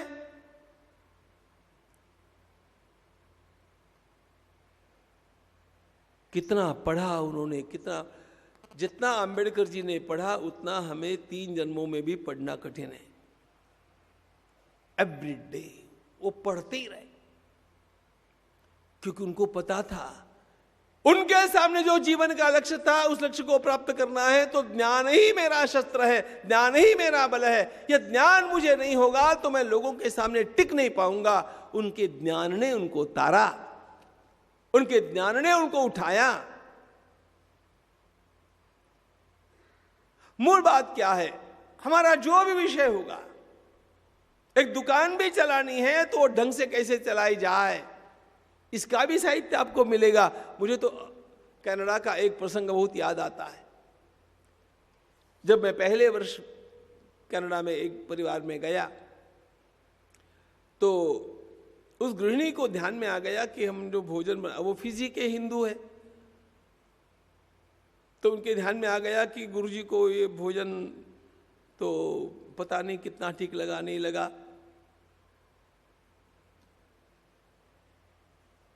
जब दूसरे वर्ष हमें जाना था और टोरंटो में उसी घर में रुकना था, तो मेरे साथी ने कहा कि हम साथ में कुछ पापड़ चटनी वगैरह कुछ न कुछ तो लेकर के चलते, थोड़ा वहाँ पर 7 दिन रहना है तो थोड़ा व्यवस्था अपनी अपनी भी कर लेंगे। उसने कुछ जो करना था कर लिया। लेकिन वहाँ पर जाने के बाद जब मैंने पहले दिन भोजन किया तो भोजन इतना बढ़िया था, मुझे लगा जैसे मैं पुणे में ही भोजन कर रहा हूँ। तो उस बहन ने आकर के पूछा, गुरुजी रसोई ठीक थी? मैंने कहा बहुत अच्छी थी। किसने बनाई? उसने कहा मैंने कहा यू? उसने कहा हाँ, मुझे लगा पिछले वर्ष आप भोजन कर रहे थे तो मुझे लगा कि मुझे कुछ सीखना पड़ेगा, फिर मैंने सब सीख लिया। मैंने कहा कैसे सीखा? उसने कहा आपके जाते ही मैंने कुकिंग की सारी पुस्तकें लाई, सारा पढ़ लिया, कुछ प्रैक्टिकल था। फिर मैं इंडियन बहनों के पास गई, उनसे कुछ सीख लिया। अब मैं सब कुछ करना जानती हूँ, खाली वो साबूदाने की खिचड़ी मुझे नहीं आती है। मैंने कहा वो तो मैं सिखा दूंगा तुम्हें।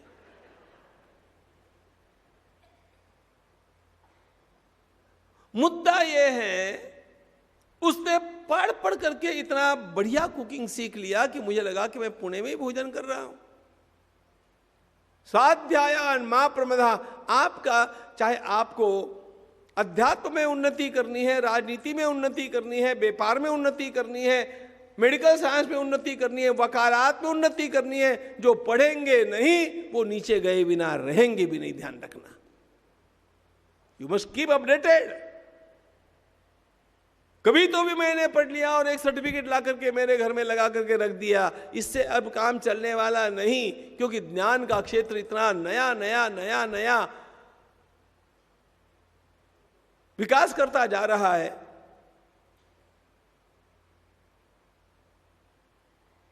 आपके पास मोबाइल होंगे ना, वो मोबाइल में अपडेट कर रहा, अपडेट के लिए सूचना आती है, नोटिफिकेशन, अपडेट अपडेट।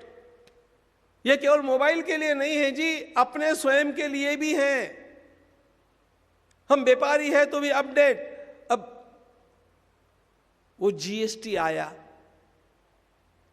अब जैसा आया वैसा आया, लेकिन जिन लोगों ने अब आ गया है तो उसको मैं जान लूं, पढ़ लूं, सीख लूं, उन लोगों ने जिन लोगों ने उसको अध्ययन करके अपना लिया उनके लिए तो वो एकदम सरल बन गया, और बाकी लोगों के लिए तो एकदम वैसा का वैसा हुआ रह गया। यू मस्ट कीप अपडेटिंग यदि सफल बनना है, नहीं तो पिछड़ जाएंगे। एक बात और, खूब पढ़ना, अपने विषय का पढ़ना, अपने ज्ञान को ताजा रखना, लेकिन ये सब करते समय अपने जीवन को अनुशासित भी रखना पड़ता है। अनुशासन नहीं रखेंगे, खान पान का ध्यान नहीं रखेंगे, तो जीवन जल्दी समाप्त हो जाएगा। इसलिए भगवत गीताकार बड़ी सुंदर बात कहते हैं, युक्ताहार विहारस्य युक्तचेष्टस्य कर्मसु युक्त स्वप्नावबोधस्य योगो भवति दुःखः।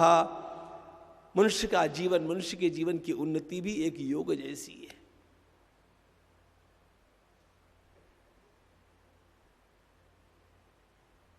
इस पे कौन सफल होगा? वही सब, क्योंकि ये लड़ाई लंबी है, सारी बातें थोड़े दिनों में प्राप्त नहीं होती है। They take their own time. उसके लिए पहले आपको अपना स्वास्थ्य भी संभालना आवश्यक है।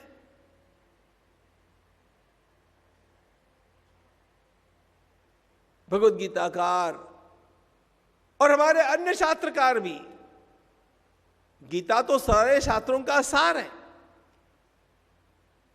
हमारा खान पान कैसा है?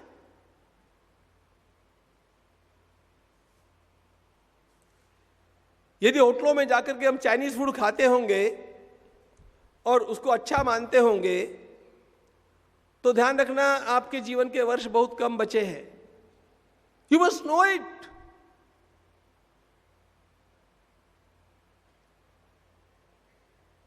कितने सारे अच्छे अच्छे लोगों की मृत्यु मैंने इस चाइनीज फूड के चक्कर में होते हुए देखी है। इतने प्रकार के केमिकल्स हमारे भीतर उसके कारण चले जाते हैं।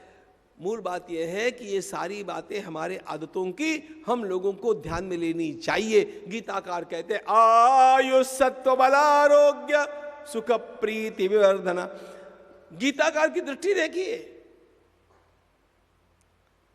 आप जो खाते हैं उससे आपका आरोग्य अच्छा होने वाला है क्या? यह कसौटी है। स्वास्थ्य सुधरने वाला है कि बिगड़ने वाला है? आयु घटने वाली है कि बढ़ने वाली है? आयु सत्व बलारोग्य सुख प्रीति विवर्धना रस्या स्निग्धा स्थिरा हृदया आहारा सात्विक प्रिया।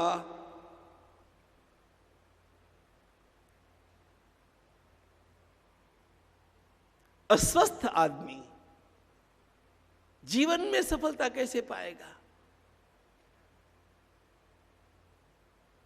धन भले उसने कमा लिया, लेकिन उस धन का उपयोग करना उसके नसीब नहीं होगा।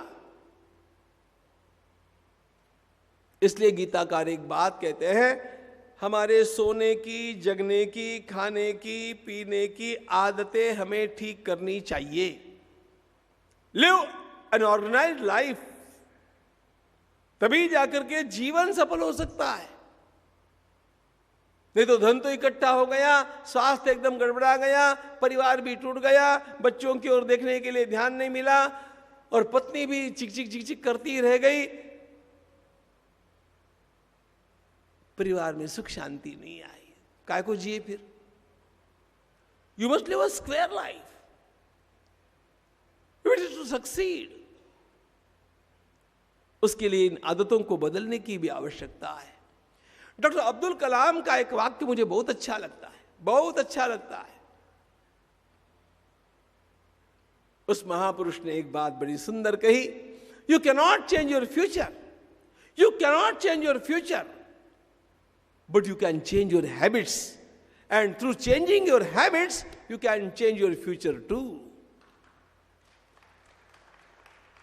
आप अपने भविष्य को नहीं बदल सकते, लेकिन आप आज की आदतें बदल सकते हैं, और आज की आदतें आप बदल देंगे तो आपका भविष्य भी बदल जाएगा अपने आप।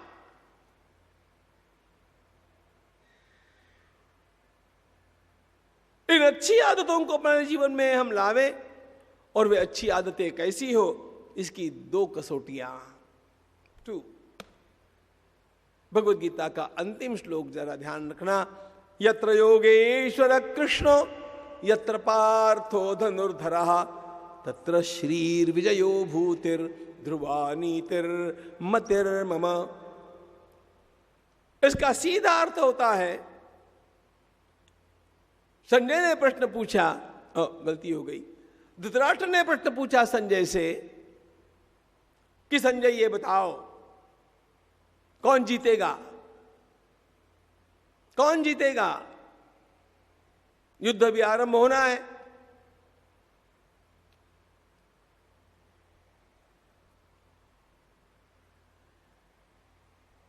दो 2019 की बात नहीं कर रहा हूं, उस समय की बात। बोलो संजय, तुम्हारी दृष्टि में कौन जीतेगा?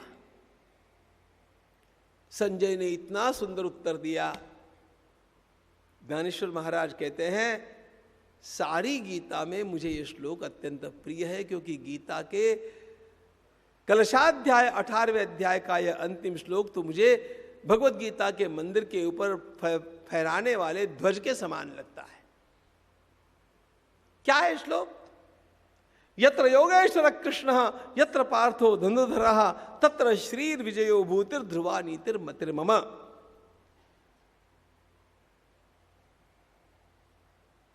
कुरुक्षेत्र के युद्ध की बात भूल जाइए, समरांगण की बात। हमारा जीवन भी एक समरांगण है।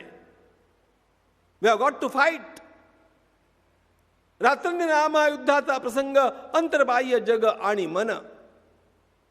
हमें रोज संघर्ष करना पड़ता है। इस संघर्ष में अंतिम विजय किसकी है, प्रश्न यह है।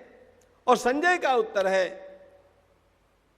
जिस पक्ष में योगेश्वर कृष्ण है और जिस पक्ष में धनुर्धर पार्थ है वही जीतेगा। जिधर कृष्ण है और अर्जुन है उस पक्ष की विजय होगी। योगेश्वर कृष्ण क्या है, ध्यान रखना। हमारे शरीर के रथ में दोनों भी है। शरीर रथ है। उपनिषद में वर्णन आया, आत्मानम रथिनम विद्धि शरीरम रथमेव तु बुद्धिन्तु सारथिम विद्यान मन प्रग्रह में। लंबी बात नहीं करता हूं। शरीर रथ के समान है और इसी रथ में जीवात्मा और परमात्मा दोनों विराजे हैं। और यह रथ लेकर के हम लोग संसार के इस संग्राम में आए हुए हैं। कौन जीतेगा, कौन जीतेगा? योगेश्वर कृष्ण और धनुर्धर पार्थ अर्जुन जहां होगा उस पक्ष की विजय होगी। योगेश्वर कृष्ण कहते हैं विवेक को, हमारे भीतर का विवेक, और धनुर्धर पार्थ कहते हैं अपने पुरुषार्थ को। जहां पुरुषार्थ और विवेक साथ में चलेंगे, केवल विवेक होने से बातें होती रहती है, कार्य कुछ नहीं होता। केवल पुरुषार्थ होने से कार्य तो होता है लेकिन वो सही दिशा में होता है कि नहीं ये पता नहीं चलता।